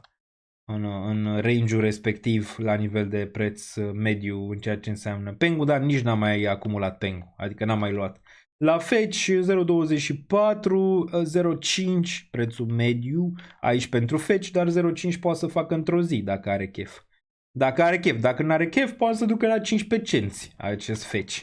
Volatil. SUI, sunați-mă când atinge sub $1, acolo ar fi interesant să-mi reiau pozițiile vândute pe la 3,84 în zona respectivă pentru SUI, momentan neinteresant aici. Dacă urcă din nou în 4,5 mai vând, dacă nu mai cumpăr sub $1, până atunci nu mă interesează neapărat. 7 zile roșii aici. Roșu pe 7 zile. QNT-ul, ne uităm la astea care cât de cât stau pe verde și de ce. QNT-ul aici 79, ăsta mereu, între 60 și $100 a tostat. Dacă uităm la Layer 0, 1,91, Etena, cea mai afectată, 18 cenți. Etena, din nou, 15-10 cenți m-ar mai interesa, nu cred că moare. Cred că o să revină zona asta de DeFi, dar momentan tranzacționările sunt slabe în zona respective și Etena nu mai face profitabilitate atât de mare. Render minus 14, cumva tot pumpul de la începutul anului s-a dus. S-a dus într-o săptămână într-un tweet de al lui Donald Trump, al lui Donald Trumpuleț, pe care îl vedem aici. Make America great again. Bun, mergem mai departe. Pax Gold, aurul, desigur aurul tokenizat, îl vedem și pe el aici și cam atât. Pe 30 de zile totuși, pe 30 de zile pe ultima lună, unele își mai păstrează pump-ul, gen Fetch, își mai păstrează pump-ul IP, Render, clar, își păstrează pump-ul că a fost mult mai jos. E foarte important pentru astea în perioada asta, până la final de lună, să-și păstreze low-urile. Atât vrem, Doamne, atât vrem. Nu vrem mai mult decât să-și păstreze low-urile. Adică să nu vedem minime noi. Atât vrem. Nu vrem nimic altceva. Cerem prea mult? Nu cred. Nu cred. Deci dacă nu vedem low-uri noi până la final de lună, e o reușită. E o reușită, având în vedere ce s-a întâmplat până acum. Dash, astea vechi performează. Dash-ul, care ăsta eram când s-a lansat în piață, 2017-16 în perioada respectivă. XMR-ul 528, ăsta pe privacy, dar privacy nu o să mai dureze mult la nivel de dinamică. XMR-ul totuși o să reziste pe termen lung pentru că e cam singurul privat. E cam singurul, altceva nu prea mai e. Ulfuiul lui Trump, Atomul ține un pump de 22% pe ultimele 30 de zile, ICP-ul ține un pump aici de 18%, Pump ține pump la 38%, ce nu merge bine Hyperliquid, o vedem aici, Ondo, care mi se pare în continuare cât de relevant dacă vine mai jos un pic, și ce mai e pe aici, Zcash-ul care în sfârșit pică, BTC-ul care e pe verde, deși BTC-ul pe ultimele 30 de zile totuși nu e rău, nu e rău și cam atât în zona asta. Atât vrem. Atât. Măcar să mențină low-urile și suntem fericiți având în vedere ce ne-am luat anul trecut. Dotul $2, dacă ar putea să țină suport ar fi excelent. Pe 90 de zile n-are rost să ne uităm, la top 200 altă dată. Hai ne uităm la acțiuni un pic, aici măcar vedem mai mult verde. La acțiuni avem S&P 1.5 după ce cam a șters corecția de ieri aproape, o să ne uităm și imediat pe grafic. 1.57 la Dow Jones, Nasdaq 1.76, s-a răzgândit cu tarife de la 1 februarie. Da, am văzut, da. Am văzut, da, s-a răzgândit. Ba. E cineva șocat sau e cineva șocat? Sunt absolut șocat. Sunt absolut șocat. Că a mers din nou la bluff. Cred că de asta vorbeam la începutul live-ului. Că să-i dea cineva call la bluff lui Trump. Că iar face bluff. Mă, nu știu, poate el zice bursa americană e prea sus, trebuie să-i dăm o corecție. Hai să zicem că vrem Groenlanda. Bun, Tesla rea o urcare aici undeva la 4,26, Oracle undeva la 2,85, Oracle ziceam că e bun de shortat, în continuare e bun de shortat, mai are până în 150 aici. Dacă vrei să shortezi ceva, ar putea fi Oracle. Microsoft, zi proastă, 1,84, interesant de văzut, Google, Meta, bine, Apple bine, Netflix-ul aici undeva la $84, slab și ăsta poate să fie shortabil. Deci shortabil Oracle, Google dacă vă pasionează, dar aveți grijă la risc. Aici deoarece astea probabil vor continua corecția. Healthcare-ul bine, vă ziceam și de zona bancară, că aș putea să mă uit la niște investiții pe zona bancară dacă mai continuă corecția. Ziceam de JP Morgan sub 250 ar fi interesant, la Wells Fargo dacă s-ar duce spre 70 ar fi foarte interesant. Energia v-am zis că va performa foarte bine, să duce Trump cu toate companiile de petroliere în zona din era să zic Elveția, din zona din Venezuela, deci o să performeze cât de cât bine și zona industrială probabil o să performeze bine. Pe Daniel.ro le puteți vedea aici pe toate pe care le veți voi, puteți să vă puneți și la favorite dacă vreți. Să vedeți la favorite care, cum eu am pus câteva aici. Palantirul suferă și Palantirul poate să fie deșortat spre 150 din zona bursier.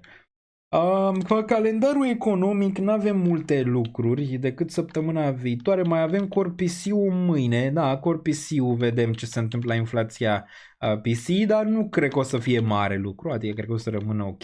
A zis Trump, s-a lăudat că a scăzut prețul petrolului la $2,40 pe baril. Cât e mă un baril? 3 litri? 4? Nu știu, ia stai. Mulți fac confuzia pe internet că un baril e 1 litru. Un baril, 2 liter. Ia să vedem aici.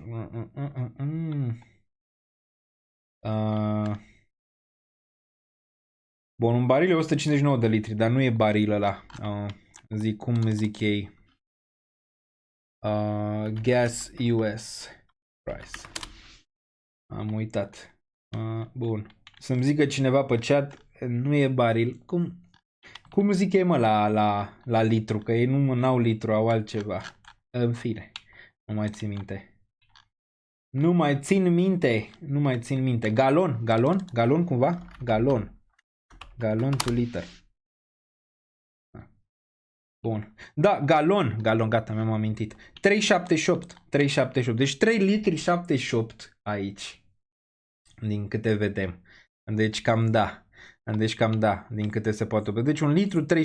Deci galon, da. Gazon, zice cineva. Gazon. Da, mi-am dat seama și singur. Mulțumesc, chat. Mulțumesc. Bă, în timp real, creierul câteodată nu merge. Deci 3,78. Deci $2,40 pentru 3 litri 78. Cât e în România un litru de benzină? A? Cât este? Asta zic, cât este? E mai ieftină în Statele Unite acum decât în România un litru.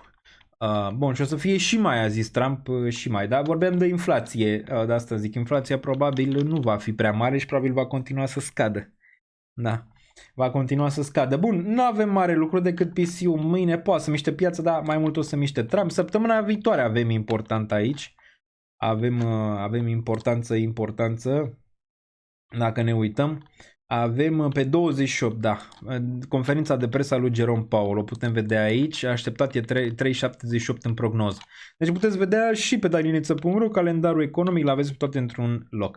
Calendarul de raportări economice, dacă ne uităm un pic aici, am avut Netflix-ul ieri și astăzi ce avem, vreau să văd pe 22.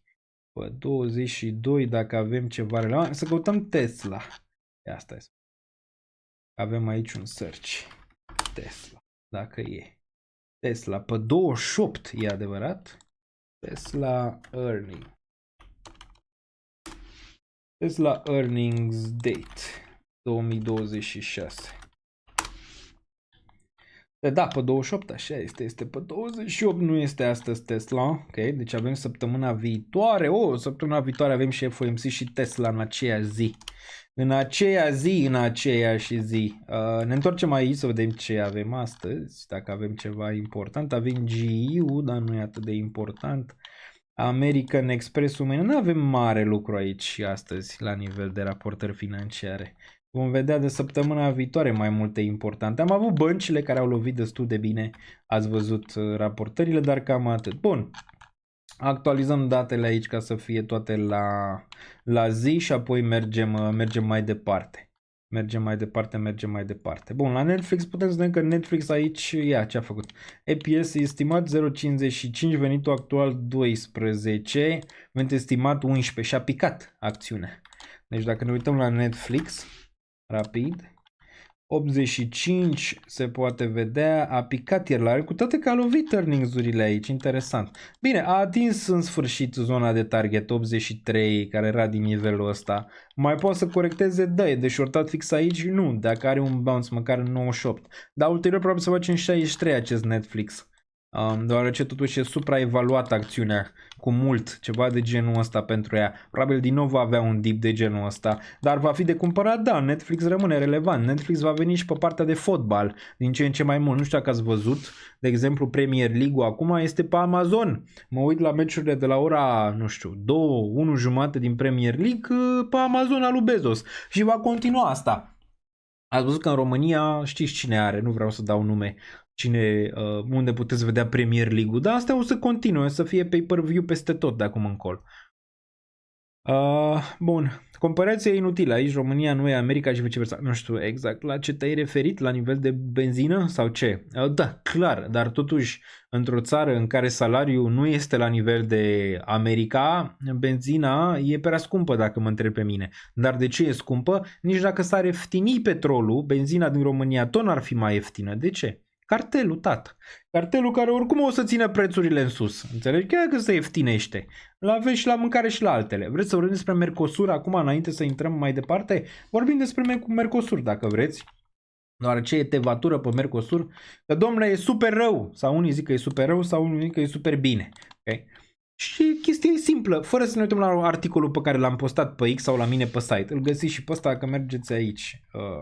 O să schimbăm, o să punem știri și oferte, o să le detașăm, dar momentan le găsiți aici în secțiunea de oferte, gen Federalizarea Europei sau UE Mercosur. Ai găsiți acest articol aici pe site și primiți și notificare dacă vă puneți aplicația pe telefon. Cum o puneți? Intrați pe site, pe Google, pe Chrome sau dacă sunteți pe iOS, nu știu, intrați pe Safari, intrați pe site danielniță.ro, dați share la site și adăugați pe ecranul principal sau pe home screen. Și o să aveți aplicația pe telefon și când postez chestii de genul ăsta pe care eu le fac, ele sunt trecute doar prin AI pentru corectare. Dar eu le gândesc, adică textul în marea lui majoră e gândit de mine, ok? Adică nu e gândit de inteligență artificială, gen să-mi dea el ideile. Nu, ideile sunt ale mele. Aici. Hai să vorbim despre Mercosur, da? Deci, multă lume zice că este nasol și multă lume zice că este bine. Unde e adevărul? Adevărul e undeva la mijloc în ceea ce înseamnă Mercosur. Mercosur e un acord între Uniunea Europeană și țările din America de Sud. Un acord care l-a deranjat pe Trump foarte puternic, de asta cel mai probabil s-a dus spre Groenlanda și a amenințat cu Groenlanda, deoarece nu vrea ca Uniunea Europeană să ia alimente ieftine din altă parte decât de la Statele Unite, nu? Să ia de la ei, e și mai scump dacă se poate.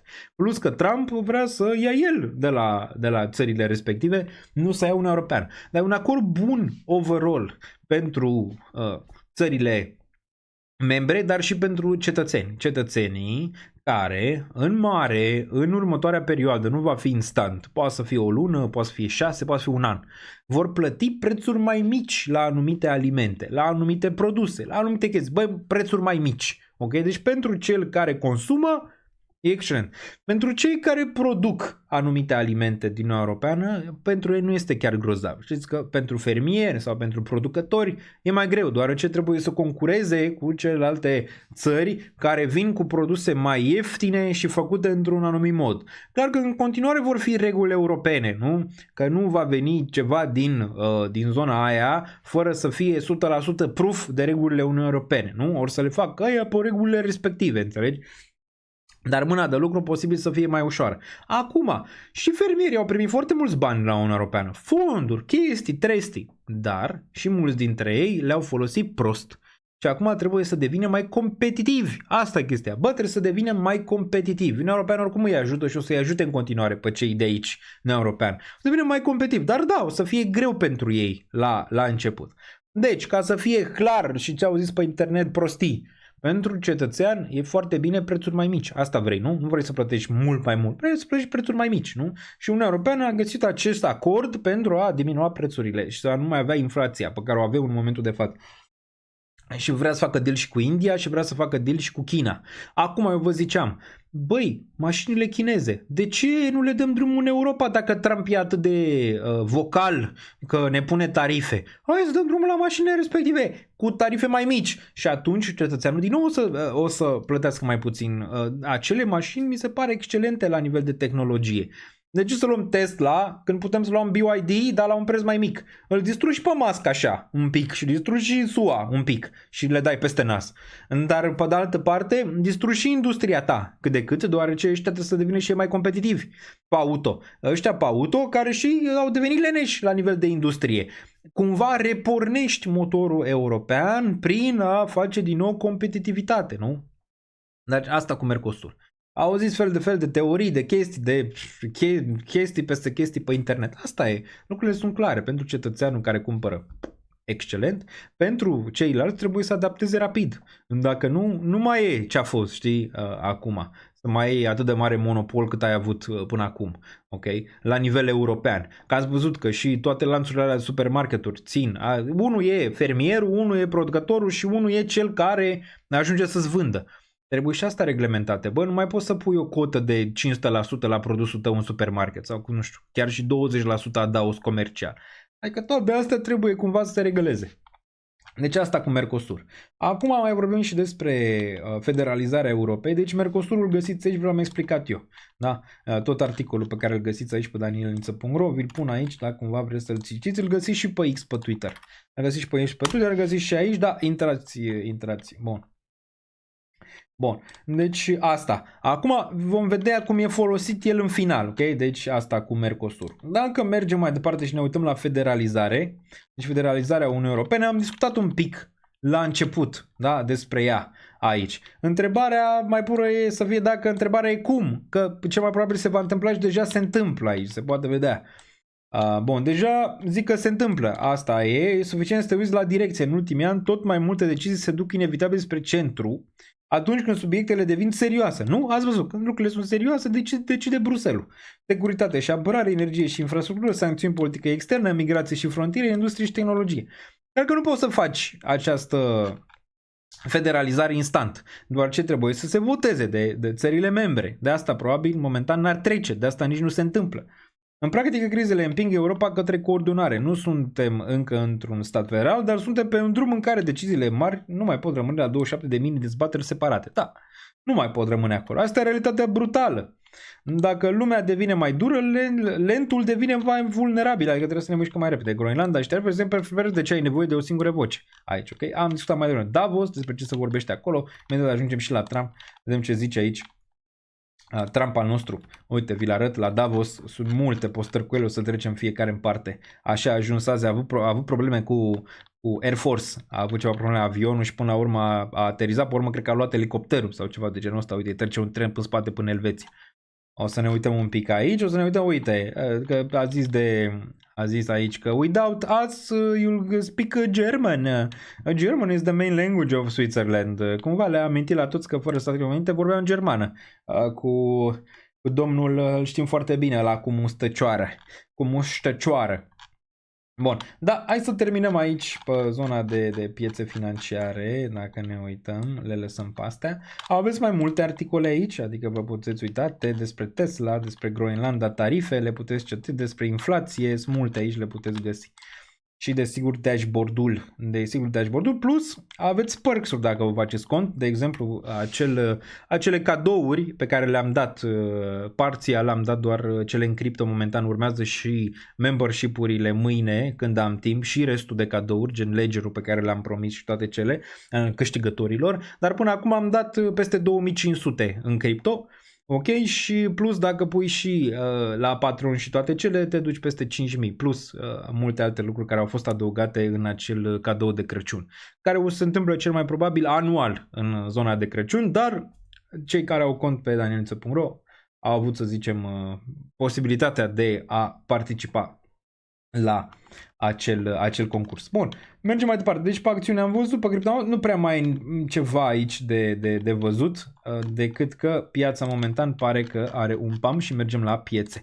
Dacă mai vreți să mai discutăm despre ceva anume, puteți lăsa pe chat și o putem discuta, dar cam am lovit toate subiectele interesante. A anunțat Trump la tarife, da, știu, uite, ne uităm aici imediat. Să vedem.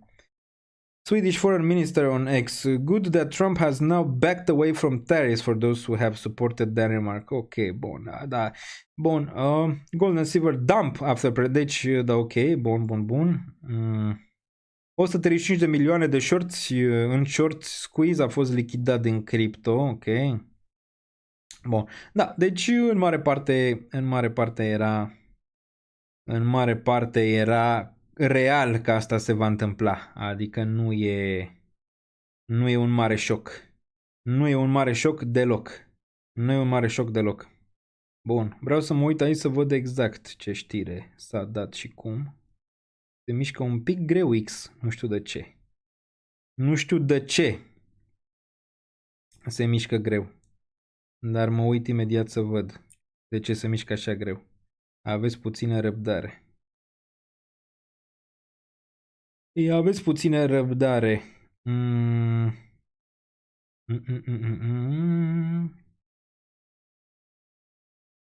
Da. Trump says he formed the framework for a future deal with the respect of Greenland with the Secretary General of NATO. Deci s-a dus secretarul general al NATO, care a fost și prim-ministru în Olanda, și că s-a înțeles cu el aici, ne zice Trump. Acum rămâne de văzut, vezi? E cu duș și întors. Dacă se trezește mâine cu altă idee, mâine zice altceva. Vom vedea. Bun. Hai să ne uităm pe piețe. Deci 89.989, am atins 88.3 aici pentru Bitcoin, dar hai să ne uităm pe Coinbase. Targetul de ieri de pe live-ul de pe Patreon. Apropo, vă puteți abona la Patreon sau puteți da follow paginii de Patreon. Imediat vă dau pe chat. Aveți și reducere încă 20%. În 2 secunde vi-l pun aici. Ok. Bam. Ziceam că zona asta era relevantă, 86.7. N-a atins-o, dar a fost un mic week aici în regiunea asta, 87.256. Întrebarea, desigur, de pe buza tuturor e dacă mai putem vedea regiunea asta de aici sau nu. Adică 99.500 și regiunea asta 106. Primul target a fost atins, ce este drept, regiunea de 97.567, dacă ne uităm din trecut. Range-ul ăsta cât de cât a fost atins primul. Dar le mai avem pe astea de aici. Cel de la 106, cel de la 103, se poate vedea regiuni, să zicem, interesante. Dacă punem un VPVR, imediat ne uităm pe VPVR. Dacă punem un VPVR aici, se poate observa că rezistența vine la 97.000, iar apoi nu mai e nimic până în 106. Zic ulterior că vom vedea mutarea în regiunea asta de aici, pare că ea durează mai mult. Până la final de trimestru nu mai avem. Volumele bune, după cum se poate observa aici, pe zona asta de buy, pe ultimele 4 ore. Dacă ne uităm pe daily, cumva selling pressure-ul de ieri vine în buy astăzi, după cum se poate observa, și găsești din nou o zonă de suport în regiunea asta. Acum, clar că ai fi vrut să găsești suport la 91.151, 90.900. N-ai fi vrut să fii sub range-ul ăsta de aici momentan.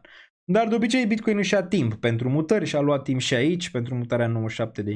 Se poate vedea că există short-uri care se adaugă, deoarece s-au lichidat numai pe această mutare vreo 150 de milioane de dolari. Deci există, să zicem, potențial. Iar în zonele astea de aici lichidările vor fi probabil de miliarde. Odată ce vom vedea aici. Dacă vă uitați pe internet acum, mulți zic shortăm 99, shortăm 103 sau shortăm 106.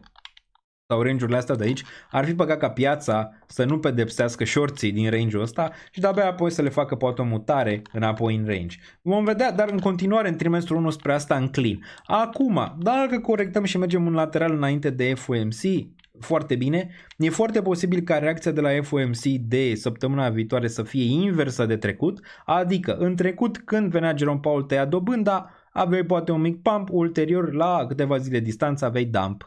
Posibil să vezi diferit data asta invers, cu dobânda care rămâne la același nivel, iar Bitcoin să urce după o lună, 2, spre nivelurile astea de aici. Clar că ai nevoie și de stabilitate.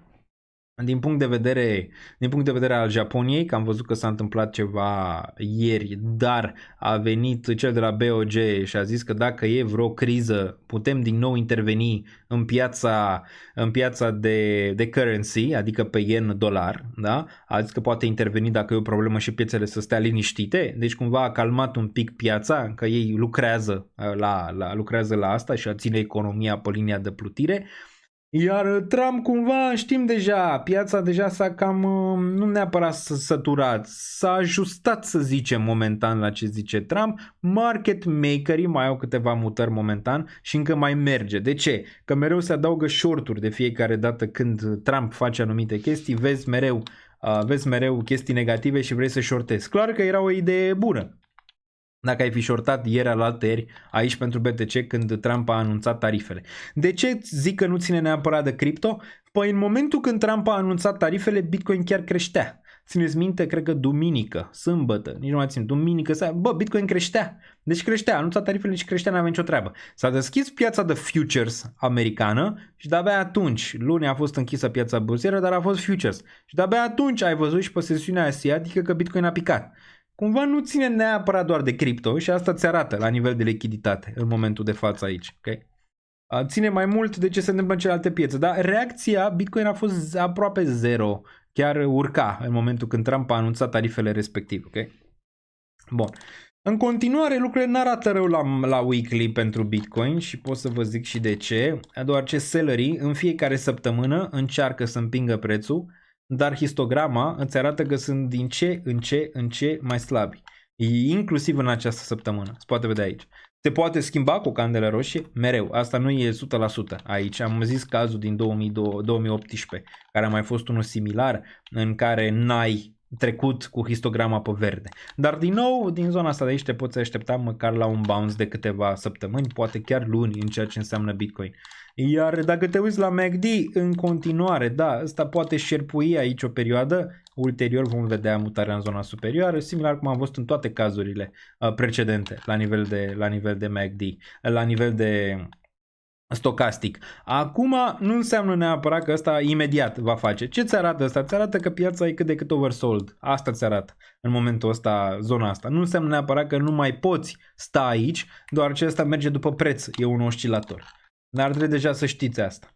Dacă ne uităm la RSI, a venit să a testat un pic din nou zona de SMA 14, linia galbenă și a rejectat. Din nou a mai făcut asta și în trecut pe această mutare inclusiv aici și inclusiv aici. Atâta timp cât RSI-ul menține, nu știu, un 38 ar fi ok. Ar fi ok. Weekly-ul, problematic, da. După ce ai avut acest week în regiunea de 97.000, următoarea săptămână, deci nu mai închisese o săptămână peste 93.000, da, nu mai închisese o săptămână peste 91.000, de o lungă perioadă aici, de prin 10 noiembrie 2025, deci o lună și ceva, n-ai mai închis peste regiunea asta. Cum ai închis în sfârșit o candelă peste? Următoarea arată așa, adică un engulfing aproape bearish dacă excluzi acest week de aici, nu e textbook neapărat. Ce vrei să vezi? Vrei să vezi ca în cazurile precedente, adică buyerii să intervină, cum a intervenit aici. Momentan intervin, ceea ce este bine. Ce nu vrei să vezi săptămâna asta o închidere sub 87.8.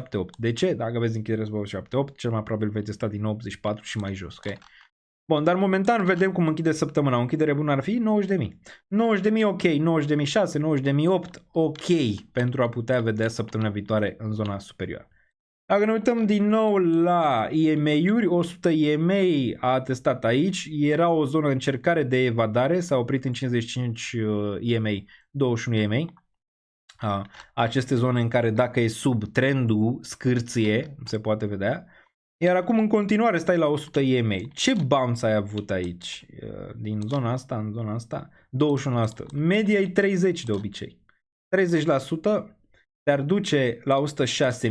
De asta cred că în viitor Bitcoin probabil, chiar dacă și-a timp aici, lichidează shorts long, mențin teoria că ăsta în primă fază va veni aici. De aici vom vedea dacă încearcă o capcană pentru tauri în range-urile astea superioare. De obicei, dacă ar ajunge aici, de exemplu dacă ar ajunge la 103, cel mai probabil va merge în 110. Dacă atinge 108, 7, 10, e posibil să atingă și mai sus, gen 114 după, pentru a lichida niște short. Dar ulterior e foarte posibil să vezi o mutare în range-ul ăsta după și are cel mai mare sens. Când poți să vezi o mutare de genul ăsta?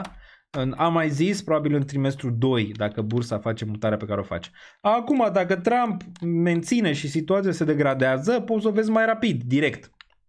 Dar nu ăsta e best case-ul meu. Și în continuare nu cred că ăsta va merge direct aici. Direct în 75 din zona asta. va face și va retesta zona asta. Dacă o să o facă, din nou o să fiu pregătit cu niște zone de long aici, la nivel structural pentru BTC. Dar nu înclin spre asta momentan. În continuare, chiar dacă am avut această săptămână și chiar dacă avem această acțiune a prețului, vai mama ei. Dacă ne uităm în regăsire rejectare de la 100 EMA, 200 moving average pe time frame-ul daily, adică pe o zi, n-a fost testat. În cazurile precedente, mai mereu ai retestări în regiunea asta când pitch sub, se poate observa cazul 2024, de exemplu, dar și alte cazuri din trecut, de exemplu 2023, dar și alte cazuri din trecut, gen 2022, chiar și 2022, după ce ai picat, ai retestat, chiar dacă ți-a luat o perioadă. Ți-a luat din ianuarie 2022 până în aprilie. Ianuarie, vreo 3 luni de zile ca să retestezi 200 moving average. Acum, cât ai aici? Ai undeva în noiembrie, decembrie, ianuarie, februarie. Ar putea să fie februarie, maxim martie, 200 moving average. Care 200 moving average, media mobilă de 200 de zile, e în cădere. Ar putea ajunge la 103.000, momentan e la 105. Dacă îi mai dai 2 săptămâni, poți să fii până la 103.000 de dolari. Dar în general ai această tentativă de a testa acest nivel. Ok, bun. Mai departe, monthly. Monthly-ul începuse bine și momentan termină apoteoticul. Din nou, ce ți arată asta? Ți arată că aici urșii nu poate să împingă sub 84.000 monthly-ul, dar nici nu poate să împingă sub 91.000 monthly-ul momentan. Adică e o stagnare a prețului la 21 EMA și absolut nimic relevant.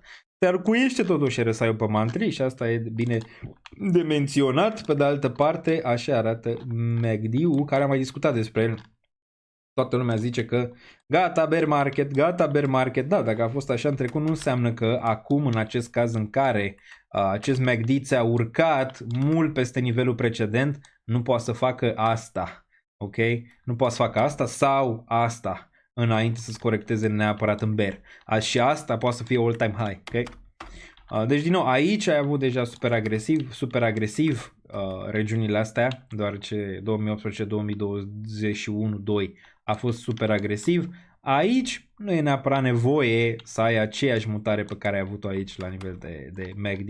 Poți să continui încă o perioadă, dar apoi poți face un bounce înainte să retestezi zonele de mai jos pe MACD. Bun. Unde se invalidează analiza, deoarece nu-s Baba Vanga, analiza se invalidează aici, în acest trend, dacă vedem închidere de daily sub regiunea de 85.000, aici ai o șansă bună de invalidare, 84.6. 84.6 e foarte relevant la nivel de day. Poți să mai ai week-uri aici, analiza nu se invalidează. Ok. Pentru a nu testa ăsta înainte de range-ul ăsta, adică 103.000. Bun. Cam asta. Deci invalidarea în zona asta. Clar că mai ai și o regiune neutră care e 87.846, după cum o vezi de aici pe grafic. N-ai vrea închidere nici sub asta, după ce vezi că aici totuși ai avut ceva bounce pentru BTC. Bun, atât pentru BTC. Bun, aproape m-a capitulat Saga și Scroll. Da, au căzut foarte puternic, iar revenirile nu prea au fost deloc. Dominanța care în continuare și-a foarte mult timp aici pentru a corecta, totuși nu mai e la 65%, a avut un mic la 63% și acum a mai avut un mic la 59%. Arată cumva că puterea nu mai e atât de mare cum era în trecut, nici măcar un mic la 68 n-a putut să facă, iar din nou ăsta și-a timp, ulterior va pica. Când? Sperăm să nu fie 2079 când va pica și când va pica vom vedea care altcoin-uri vor mai rămâne. Dar sperăm să avem măcar o tentativă anul ăsta în 52 și o să fericit. 52, 48, dacă ar fi genial, ar fi deja un mini altcoin season. Altcoin season mai mare, nu știu, ar fi sub 48, clar. Adică sub regiunea asta. Asta e doable pe anul ăsta până la final 52. De 52 e doable. Bun, ETH, hai să uităm la domnișoară. Domnișoară. Nu face nimic altceva decât să repete istoria, dar se poate vedea aici că există volume. Există volume, ok? Pe acest dump, ceea ce nu e rău. Vezi volumul de ieri, un pic în urcare pe sell, sările au încercat, bam, am intervenit buyerii. Fix ce vrei să vezi din perspectiva unui trend epuizat din perspectiva sellerilor aici. Adică arată binișor. arată binișor. Invalidarea sub 2800, 2772 pentru ETH, dar până atunci rămâne același grafic care încearcă ușor pentru mai sus. Ai testat 3300-le, care era primul target aici, 3358, dar nu mi se pare suficient pentru lichidare de shorturi. Adică nu neapărat durerea, dar lichidările sunt în sus și dacă o să vedem zonele astea, o să vedeți și voi acele lichidări. Dar ce mulți sunt short. În 3900. Ca să lichidez ca lumea, un 3900 ar fi bun aici în trimestru 1 pentru lichidări. Ceva similar cu ce ai făcut aici, ok? În regiunea asta în aprilie, bam, ai lichidat foarte mult, apoi ai picat, iarăși ai lichidat foarte mult, iar ai picat și e posibil din nou lichidezi foarte mult aici, iar pici. Acum nu știu neapărat dacă vom mai vedea un minim pentru ETH sub 2600, dar încă e o probabilitate să vină după, nu știu, 2100. După și de-abia apoi să spună bottom-ul și să vedem o încercare spre un nou all-time high spre final de an. Okay? Dar nu trebuie neapărat să testeze regiunea aia. Acum aș vrea să o testeze, sincer aș vrea cât de cât ca să mai adaug, dar nu neapărat pentru că am ETH. Dacă să duce din nou de aici la all-time high nu mă supăr. Dar aș mai adăuga la sub 2156 sau la 2156 în cazul meu. Aș mai adăuga aici la 1700 încă o dată și desigur aș mai adăuga la 1300 dacă ar fi. Acum, cei care dețin doar altcoin-uri, e rău pentru ei sau e bine aici? Poate să fie și rău și bine, depinde cum o privești la altcoin-uri. Dacă ești pe minus 70, 80, 90%, habar n-am, și ai stat doar în altcoin-uri speculative până acum, am mai explicat ce se poate face. Acum, că Ethereum stă în lateral, poți să începi o reacumulare de Ethereum aici, să-ți reechilibrezi portofoliul. Sau să spui, aici o zonă, aici o zonă, aici o zonă. Și cumva să ți le echilibrezi. Bă, nu-ți dă tine altcoin-urile, te-ai prins, nu doar altcoin-uri. Ok, hai să le echilibrăm portofoliul. Atâta timp cât stă în lateral, poate să-ți dea o șansă. Aici, aici, aici, în zonele astea, ok? Pentru reabilitarea de portofoliu. Pentru cei care sunt doar pe altcoin-uri, okay? Speculative, poți să-ți recreezi un portofoliu și până să ți-l ții speculativ. Nu înseamnă că nu mai adaugi neapărat la ele dacă sunt altcoin-uri importante sau nu le cumulezi în câteva, ca să nu mai ai 30 de altcoin sau 20, să ai 7, să ai 5, să ai 10, okay? Dar din nou, zonele astea am mai discutat, așa arată o maturizare a pieței. O maturizare a pieței, cam așa ți arată pentru ETH. Și e fix momentul ăla, dacă acțiunile în momentul de față ai prețul care urcă, iar partea de a vedea tehnologie e stagnantă sau începe să stagneze, adică e divergență negativă unde ai vrea să vinzi, ok, în general, la zona de ETH și invers, ai divergență pozitivă, adică Ethereum mult mai bun decât era aici în 2021 în nivelul ăsta din toate punctele de vedere, nimic fundamental nu s-a schimbat decât prețul a stagnat. De ce a stagnat prețul? Pentru că deja a făcut price in de aici, cum se întâmplă în momentul de față pe Nvidia, de exemplu. A făcut price in din 100 până în regiunea asta de aici din 5000 și apoi cumva a lăsat tehnologia să vină la același nivel cu prețul și să ai chestii mai sustenabile. Iar acum ai dat acest pretext pentru tehnologie o lungă perioadă de timp, se poate vedea aici pe nivelul de acumulare, iar acum după ce în sfârșit tehnologia a venit unde ar fi trebuit să fie prețul sau vine spre unde trebuie să fie prețul, e bine acum ai divergență între cele două, adică prețul poate ar trebui să fie mai sus, iar el e mai jos, iar tehnologia momentan cumva piața o privește că nu e încă la nivelul care trebuie, dar ea este. Și atunci trebuie să fii foarte atent. Ca asta va sta în lateral și stă în lateral aici și ne plângem de dor, nu este ceva care nu s-a mai întâmplat. Ok, deci asta nu e ceva ce nu s-a mai întâmplat, adică un asset să stea din 2021 până în 2025 în lateral. S-a întâmplat de N ori și putem vedea, de exemplu, Silver, nu? Putem să ne uităm la Silver acum, dacă ai fi... Noi am discutat despre Silver de aici, țineți minte că era în trend ascendent și așteptam breakout-ul pe Silver din regiunile astea. Nu dețin Silver, nu tranzacționez Silver, dar poate ar fi fost o idee, uitându-mă în spate, dar e ușor să te uiți în spate, să zici ok, mi-aș fi echilibrat portofoliul cu ceva argint, era bine. Dar, revenind la argint, aici, hai să vedem cât a stat. A stat din, de exemplu, dacă erai 2011, da? Asta din 2011, asta a fost. Ziceai că e mort? Da, ziceai că e mort. Era în fiecare an, oriunde ai fi cumpărat argint, din 2011 până în 2002, erai pe minus. Oriunde. Acum, nu erai mereu pe minus. Dacă cumpărai, de exemplu, din 2011 până în 2015, 4 ani, oriunde ai fi cumpărat, erai pe minus. Aici, oriunde. Deci oriunde, bă, nu e ca la ETH că mai avurare. Oriunde. Deci de aici, dacă ai fi cumpărat, oriunde, pe minus. Erai pe minus.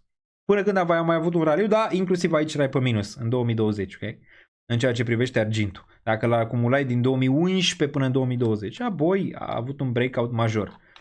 Acum, cei care au luat argint aici, îți dai seama că s-au debusolat, n-au mai acumulat aici, zic eu, pentru că e greu la nivel de timp, timing, să poți să faci buy-urile astea. Dar, dacă ai fi băgat 10 lei în argint în fiecare zi, din 2011 până în 2025, până când a făcut all-time high, păi acum erai bine, rău de tot cu sume mici. Adică, băi, nu înțelegeți că aceste zone de reacumulare pentru retail ar trebui să fie bune, ok? Deoarece îți dă posibilitatea cu sume mici să poți să acumulezi mult, ok? Și în momentul în care în sfârșit se duce, poți să faci tu ceva. Ai acumulat un argint, de exemplu, la 33, faci un 3x de aici, sau l-ai acumulat la 22, faci un 5x dacă se duce la 100, faci un 10x dacă se duce mai sus. Una e 10x cu $1000, una e un 10x cu $10.000, e o diferență, ok? Major. Asta nu înseamnă că Ethereum va sta atâta timp în lateral, ok? Ca să fie clar. Dar uite-te aici, 79. Cumpărai argint în 79 la 48, nu mai atingea până în 2011. Până în 2011, ok? De asta zic, noi suntem norocoși, da? S&P-ul, am mai dat acest exemplu, S&P-ul. S&P-ul, care acum a urcat, deci de exemplu să zicem că erai investitor în S&P în 2000, vedeai această nebunie și ziceai și tu, băi, a urcat din 82 într-una, a avut aici un dip, cum a avut în COVID. Vezi? Bam, am mai avut aici un dip și tot urca și tot urca și tot urca și tot urca. S-a dus de la 139 până la 1600. Din 82 până în 2000. Aproape 20 de ani de urcare. 20 de ani de urcare aici, oriunde ai fi cumpărat, erai pe plus până în 99. Ei bine, 99 dacă erai investitor și aveai și tu un 25-30 de ani și ziceai, băi, investesc în piețele financiare că vreau să-mi diversific averea. El să-ți diversifice averea, să vezi ce s-a întâmplat mai departe cu S&P-ul. După ce ziceai că pune 10%, 20% anual, facem bani.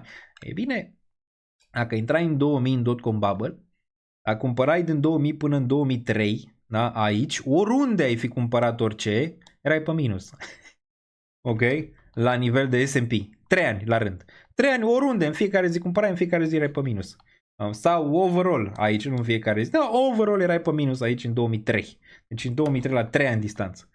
Apoi, în sfârșit, începea să iasă soarele un pic, aveai un raliu în 2004 până în 1400, un dip și apoi o luai ușor și ziceai, gata, bă, ne-am revenit aici. În sfârșit, investițiile tale de 3, 4, 5 ani de zile începeau să dea rezultate aici, ok? Și ziceai, am făcut, era aici, ziceai, ai făcut 200% pentru S&P, a dat rezultate, dar merge mai sus. Nu? Te uitai la istorie, merge mai sus, merge mai sus, merge mai sus. Bun. Și aici, peste noapte din 2007 până în 2009, nu numai că nu mai aveai 200% profit, erai pe minus. Erai pe minus după ce ai acumulat din 2000 până în 2007, în 2008 erai pe minus. Asta durere tată la nivel de investiții, ok? Erai pe minus aici, înțelegi ce vreau să zici? După ce ai 7 ani de zile, erai pe bursa americană, stăteai și erai pe minus aici la S&P. Și apoi îți seama că renunțai, da dreptul, vomitai, cum s-a vomitat, mulți au fost lichidați, mulți au vomitat, mulți probabil la revedere, nu mai aștept, nu mai am răbdare. Bă, și apoi din 2009 a început cel mai mare bull market aproape. Din 2009 de la bottom din 694 până în 2026 la 7000, oriunde ai fi cumpărat după, erai pe plus. Okay? Asta nu s-a mai întâmplat, s-a mai întâmplat și în trecut. Pe bursă, dacă ne uităm aici. Okay? Dacă ne uităm, nu știu, din 62, de exemplu, cât a stat în lateral. A stat până în 82, 20 de ani. Dacă ne uităm aici cât a luat din criza din 28, din criza financiară 28-29 până să atingă 54. Deci până în 54 a stat aici în lateral, ok? Și oriunde vii, erai, bă, ce se întâmplă? Și acum te uiți la Ethereum și stai și plângi că asta stă în lateral? Cum adică plângi? Așa arată graficul, ok? Așa arată graficul. plângi? Nu, pentru retail-ul care are bani puțin și poate să acumuleze cu puțin bani, e excelent. Dacă nu se schimbă nimic fundamental, dacă încă e relevantă, e excelent aici la nivel. Poate să stă din 2021, a făcut un mic all-time high aici, ceea ce e mult înainte față de celelalte piețe care stăteau mult în lateral. Și acum, acumularea asta macro, poți să te așezi la un moment dat la un breakout, care poate să vină de genul ăsta la un moment dat. Okay? Cu un dip și apoi să continue, dacă are relevanță în continuare, și să facă ceva de genul ăsta. Și să vezi ETH, nu știu, prin 2028, 2029, 2030 la 20.000 și aici să nu spese absolut deloc în range-ul ăsta de ea. Okay? Chiar și sume mici, habar n-am. Și apoi să vezi la 20.000, vezi un titlu odată, nu știu, uiți, te duci pe vacanță, mamă, 16.000 ETH, 20.000 ETH, mamă, face un dip la 7.000 și apoi se duce la 50.000 în 2030, 2035, ok, după. Bun, și cine a acumulat, clar că e pe merit aici să ajungă în nivelurile astea, nu? Bun. Ce 20 de ani, frate, că tu cumperi companii, nu indicele, multe nu mai există astăzi. Păi da, dar cumpărai indicele, erai bine. Asta zic, dacă cumpărai multe companii din dotcom bubble, erai ca anumite criptomonede alternative pe care le cumpărai acum, de exemplu. Ethereum e un fel, e privit ca un index pentru celelalte altcoinuri, pentru că e cel mai mare. Dar poți să cumperi și cripto. Acum ai văzut că bagă ăștia index cripto, top 5, top 10, habar n-am. Și poate să facă un fel de Nasdaq. Dar ETH e privit ca Nasdaq, ok? Ca să fie destul de clar și am mai făcut comparația asta între ele.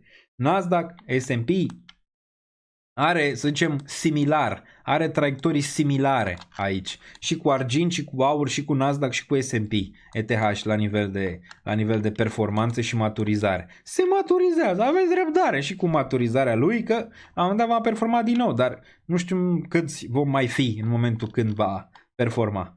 Cum sunt acum ăștia cu aur, care au investit cu 20 de ani, în sfârșit își fac viața oamenii. Păi, după asta. După 79 până în 2008 cap and handle, uite aici ce cap and handle masiv. Dar ăsta s-a desfășurat pe decenii întregi. Și acum îl vedem aici și zice, mamă, ce bine ar fost să cumpăr aur. Da, din 2011 din nou până în 2020 era mort și îngropat. Când cripto performa, de exemplu, în 2017 nu făcea nimic. În Bitcoin făcea 11.000 de X-uri. În 2021 ce făcea asta? Asta făcea. Asta făcea, atât, nimic altceva. Reacumula. Și apoi s-a dus și mai jos, s-a dus la 1600 încă o dată și de-abia apoi a avut reacție. Dar un grafic bun macro. Dar e foarte greu de definit când vine breakout-ul. Adică era greu să zici, băi, vine în 2022, 2023, 2024, 2025, dar puteai să ai un time frame, gen până în 2025 ce puteai aștepta aici la aur. Aur care merge spre 5.000 în momentul de față, poate observa. Ce a făcut Trump? A dat înapoi cu tarifele? Nu știu, hai că ne uităm imediat. Trump will sell Venezuela oil al market price. Keep some. Deci vinde. Trump din Venezuela pică petrolul imediat. Trump on Powell. If he won't leave the Fed, his life won't be very happy. Îl amenință pe Powell că dacă nu pleacă va fi foarte nefericit. Bun, Trump wash all good, Trump Raider wash all good for next Fed chair. Vom vedea dacă e Kevin Warsh sau Raider sau altcineva în perioada viitoare. Bun, Trump again criticizes markets going down on good numbers. Zice, băi, piața trebuie să meargă în sus. Bun, a luat niște avioane Trump, altceva ce a mai zis, says US to be involved in Greenland minerals rights. Ok. Prime Minister Trump says he won't use force, a good signal, but it's still clear Trump has an ambition. Okay. Trump says Putin accepted to join the peace board. Ia auzi, mă. Ia auzi, mă, Putin a acceptat să fie acolo lângă el. A zis că de la întâlnirea aia între Putin și Trump s-au întâmplat lucruri după. Bun, mai departe, if what is happening today means we can return to more normal channels than Truth Social. Ok, dar remarca ce zice the day ends better than it started. Ok. Bun. Mai vedem ceva aici relevant? Nu cred. Imediat mă uit. Imediat. Să văd. Nu pare. Nu pare. Bun. Nu pare.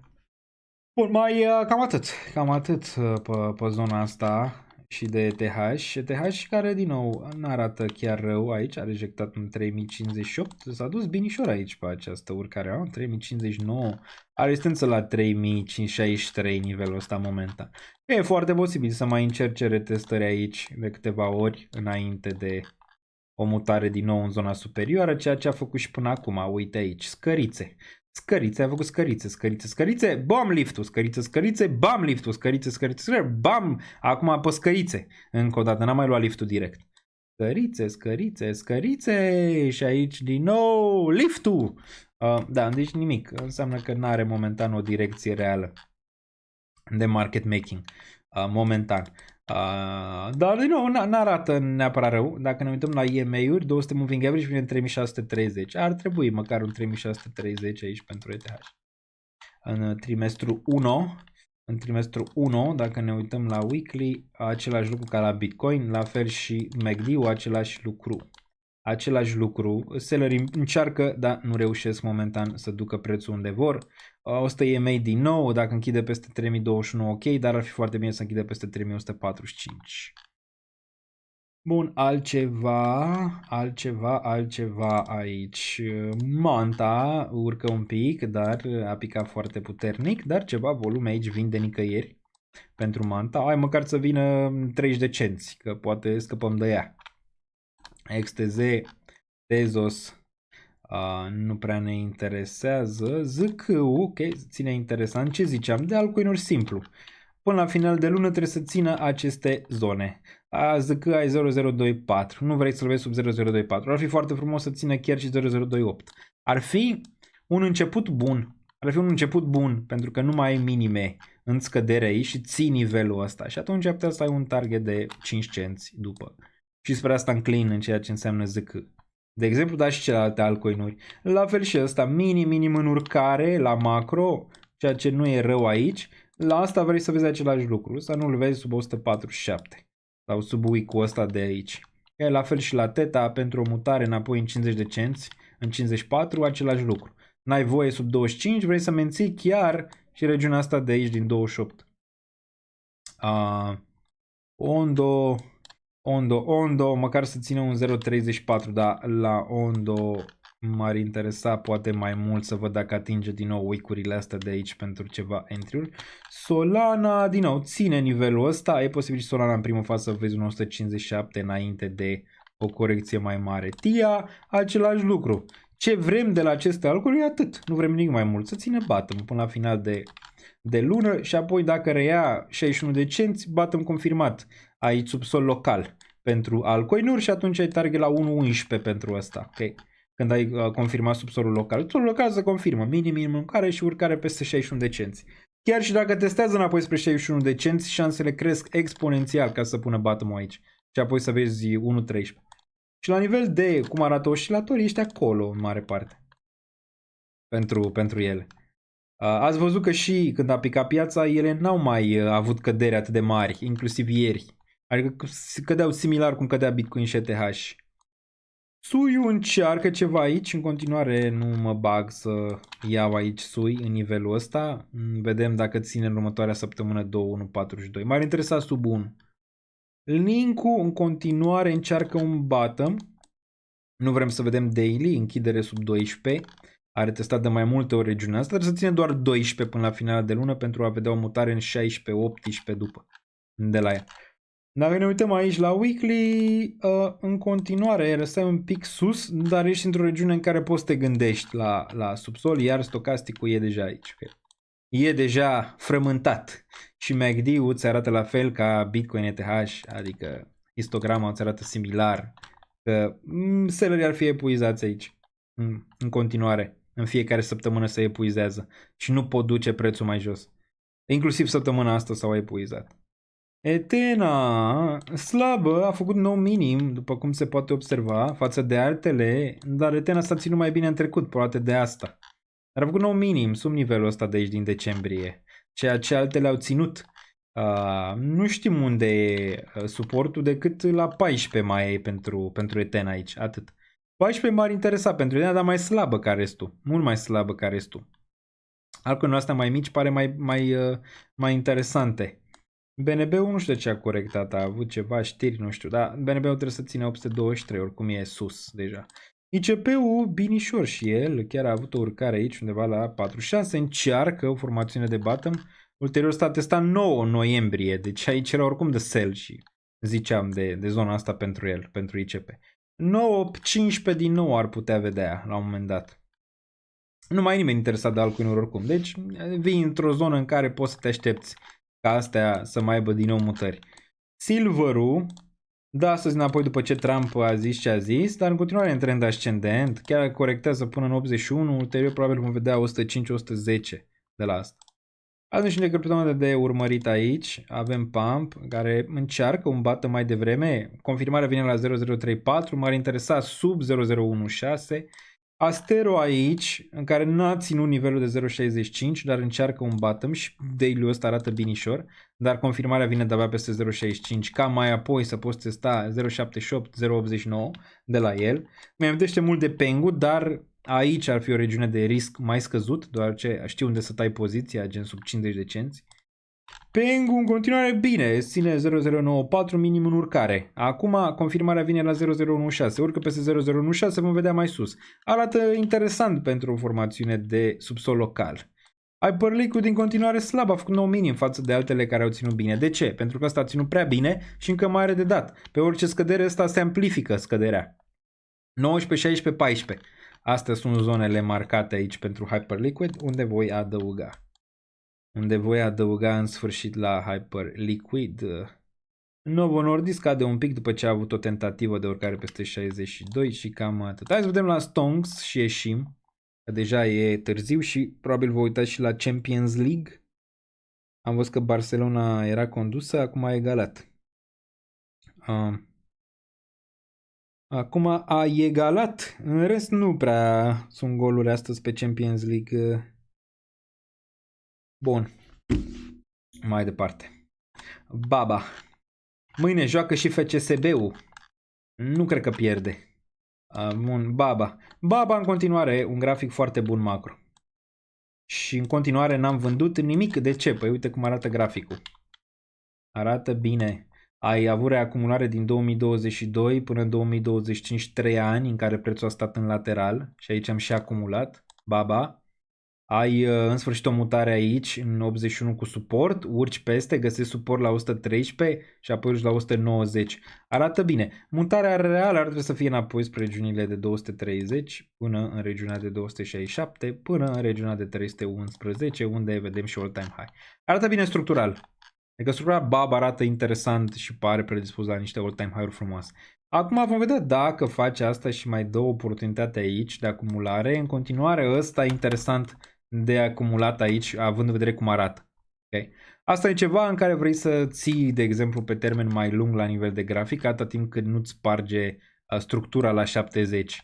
Asta e bun grafic. Din 2015, all-time high în 2020, pullback în 2023 și acum ai cumva ridicări aici din regiunea asta. Baba, interesant. În continuare interesant ăsta de poziționări pentru viitor. Tesla, în continuare n-arată rău, aveai un target poate la 415, era destul de aproape să îl atingă. Ți-ar acumula și asta o lungă perioadă, s-a făcut un fake all-time high, pullback și acum îți reacumulează lângă all-time high. Arată un fel de argint înainte să ducă peste. Și ăsta cred că va tinde spre 627 anul ăsta, poate chiar mai sus spre o nebunie în zonele astea, dar aici voi vinde dacă se va întâmpla. Nvidia slăbuță, dar nu putem în continuare să-i punem cruce, dar a mai făcut asta și aici. Lateral și apoi dump. Lateral, le vedem dacă asta e diferit sau testează 150. Nu-mi place atât de mult. Nici n-aș shorta-o, m-aș uita mai mult la Oracle, nu știu dacă e pe aici pe undeva. S&P-ul a atins targetul sau nu? Ia să vedem. Targetul era la 6700 de ieri de pe live-ul de pe Patreon. Nu e. Momentan ți-a închis un pic din acest gap pe care l-a avut aici. Încă e posibil să mai vezi niște corecții aici pe piața bursieră. Overall, ulterior va face și asta all-time high. Gen peste 7000. Aurul am vorbit de el, Nasdaq cu 25.000 pentru Nasdaq, 2 ore 25 de minute pe acest live. Dacă ne uităm aici pe Nasdaq, Nasdaq cu ce ne zice? Ne zice un candelă bună, dar până când nu închide 25.4 în continuare e predispus la niște corecții aici, poate în 24.6 înainte de all-time high, ceva de genul ăsta. Ulterior, overall, va face și ăsta all-time high. Bun. A întors Barcelona. Bun, mai departe. Mai departe. DXY.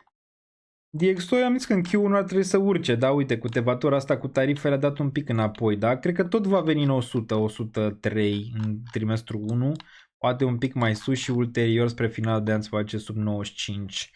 Nu cred că vom pupa altcoin season până când ăsta nu e sub 95, real vorbind. Sofiu dă un pic înapoi și ăsta un pic stă în lateral distribuție, seamănă foarte mult cu Nvidia. Euro dă un pic înapoi aici după ce a avut 1.17, s-a detensionat situația.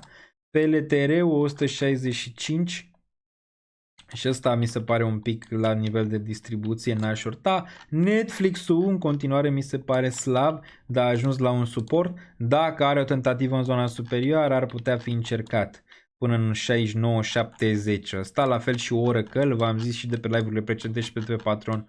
Ăsta mi se pare interesant de shortat. Dacă ne uităm aici pe ideea asta, nici măcar n-a putut să facă bounce în regiunea asta. Până unde ar fi putut fi shortat real? Până în 153 pe suport. 153 până nivelul de 144. VIX-ul corectează azi după ce era avut un pump și cam atât la nivel de acțiuni. Comodități. Gazul natural. Gazul natural, pe ce găsit suport în 2.7, atinge 4.4. Aici probabil rejectare, dar pune așa un 32% gazul natural. Wow. Wow, de ce? Nu știu, poate văd ăștia ceva probleme de la Statele Unite în ceea ce înseamnă gazul natural. De la ruși nu cred. Grâu, dacă vreți o idee, ceva similar cu metalele, aveți aceste comodități interesante, numit porumb și grâu, care, dacă vă interesează niște poziționări pe timp mai lung, aici ar fi interesant, de la 475 până în regiunea de 452, dacă vreți ceva, nu știu, să vă echilibreze portofoliu, poate, din range-urile astea de aici, ar putea avea spike-uri până în 2028-2029, maxim 2030 în regiune superioare. Și porumbul și grâul venite pe o recesiune aici, dar la fel și ăsta ar trebui să vină în 360. Plus, o să mai adaugi, nu petrol, petrolul am zis, aveți ce ați mai devreme că va vinde petrolul venezuelan, probabil va veni în 50 după ce va urca probabil în 64.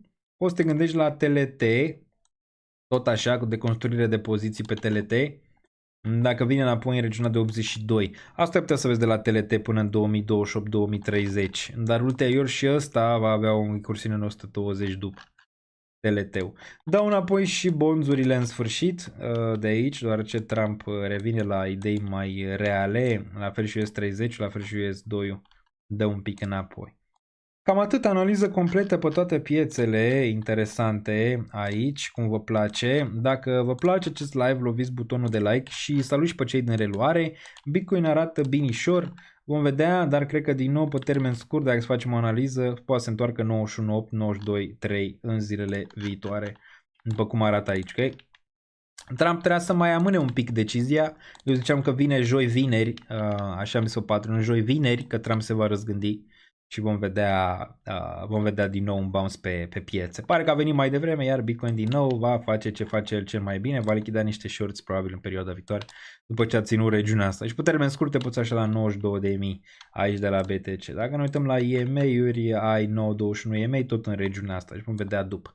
Dar o reacție bună și la nivel de spot se poate vedea aici, o reacție bună de la Bitcoin în range-ul ăsta. Piața devine din ce în ce mai bearish, e setup-ul perfect. Urmăriți-mă pe aici, pe Twitter, puteți să vedeți. Aici o să postez și pe danielniță.ro. Da, putem să vedem aici. Dați-mi follow și pe TikTok. Pe TikTok am văzut că începe să prindă destul de bine. Nu știu, la ultimul video am făcut 90.000 de vizualizări. pe TikTok, dați-mi follow și pe TikTok, tot la fel Real Daniel Niță, și pe Instagram, Real Daniel Niță, poate îl spargem algoritmul și de Instagram, mă găsiți acolo, Real Daniel Niță, aveți toate linkurile în descriere. Aveți deal-uri aici de la cei de la Bybit, ofertă e limitată, nu știu, cred că mai sunt vreo 30 de locuri, ultima oară când m-am uitat, o vedeți aici, dar o să mai avem 25 de dolari gratis dacă depuneți 100 prin cripto, prin cont bancar, prin ce vreți voi, adică bani gratis aici. Aveți patronul în descriere, 20% reducere, mâine avem și sesiune de live trading, probabil undeva pe la prânz, o să avem și Mega Market Update, miercuri, în secțiunea de patron. Aveți aici NordVPN, apăsați pe acest link și aveți reducere 72% la NordVPN, îl folosesc de multă vreme și chiar mă ajută, mai ales când sunt plecat, dar aveți aici reduceri foarte mari, foarte mari, 74%. De exemplu la NordVPN. Ce mai e aici, la Danielniță.ro, aveți și XFIU, platformă de tranzacționare cripto și desigur aveți investiții și acțiuni pe ETF-uri pe eToro aici. Bam. Pe eToro. Pe eToro se poate observa, aveți aici pentru tranzacționare de acțiuni, dar pe hold. Adică e un broker reglementat la nivel de Uniunea Europeană, deci nu aveți probleme cu cei din UE. Portofel rece, aveți aici Ledger, iar dacă cumpărați Ledger aveți și 10 dolari în Bitcoin pe acest link, ok? La orice Ledger aveți aici, bam, 10 free. Vine cu Bitcoin-ul. Bun, aveți Instagram-ul, după cum ziceam, tot aici, uite-l, Real Daniel Niță, bam, dacă dăm așa, o să vă ducă pe Instagram. Pe Instagram, Real Daniel Niță, vedeți că am beef aici, toate bune și frumoase, mi-au și dat drumul la Instagram, deci postez. O să postez din ce în ce mai mult. Și cam atât. Apăsați butonul de like și ne auzim în următorul. Vedem dacă se întâmplă ceva fenomenal. Avem live duminică. Dacă nu, o să avem live săptămâna viitoare la FOMC. Între timp, e foarte posibil să mai revin. Shorturi, videouri, asta e foarte important. Să dați join și în comunitate. În secțiunea de Discord aveți și acolo. Vreau să văd dacă Discordul aveți aici, da? Dacă intrați pe Discordul aveți aici. Bun, vreau să văd acum dacă au fost ceva super chat-uri, dacă nu închem aici și ne auzim la următorul. Bun, aici până la final, mersi, membru de 44 de luni. Dacă Trump oprește exportul de gaz pentru Europa, pentru a obține Groenlanda, vezi, urcă un pic gazul, poate e ceva acolo. Joana, cred că avem între Trump, da, ar putea fi, dar nu mai e de actualitate, domnul Joan. Cam atât pentru astăzi, pare că piața vrea să ne facă surprize plăcute, să ieșim naiba din depresia din ianuarie. Bun, cam atât pentru astăzi, ne auzim următorul, stay safe, much love, 2 ore și 33 de minute, un live pe care AI-ul nu o să poată să-l facă în următorii, cel mai probabil, 10 ani. Stay safe, much love, comentați, rămâneți pe poziții, nu renunțați la investiții, nici în cele de criptomonede, nici în cele de acțiuni, dacă asta vreți să faceți. Și o să ajungeți la linia de finish, o să ajungem la linia de finish, sunt foarte încrezător în asta, dar trebuie mai mult echilibru, trebuie mai multă analiză, trebuie mai multă implicare și decizii mai bune, inclusiv din partea mea, inclusiv din partea voastră, dar vă promit că o să fiu aici pas cu pas pe fiecare parte a pieței, pe fiecare parte geopolitică, pe fiecare analiză, în fiecare săptămână, peste tot o să fiu și o să pun și mai multă muncă în 2026 decât am pus în 2025. Stay safe, much love!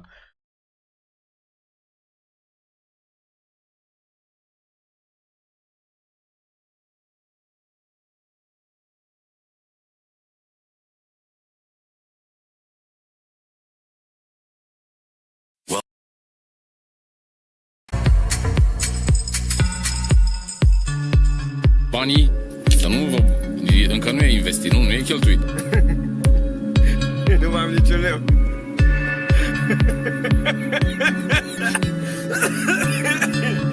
Nu mai am niciun leu.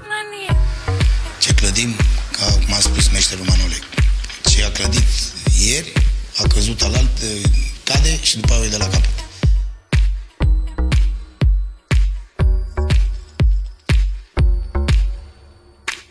Două, trei vorbe, bună seara și... Bravo, Bobe! Două, trei cuvinte și... Bravo, Bobe!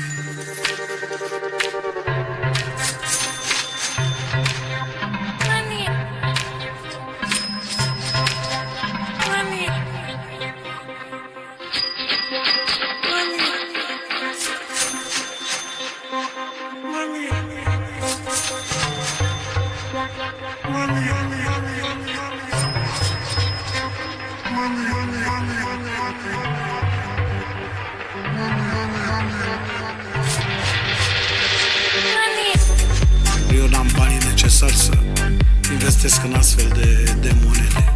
Eu bag cardul, scot milionul, îmi cumpăr ce am de nevoie și atâta tot. Nu mă pricep cu criptomonede și cu astea. Pentru un lapte bătut și un sandwich mi-ajung ce am.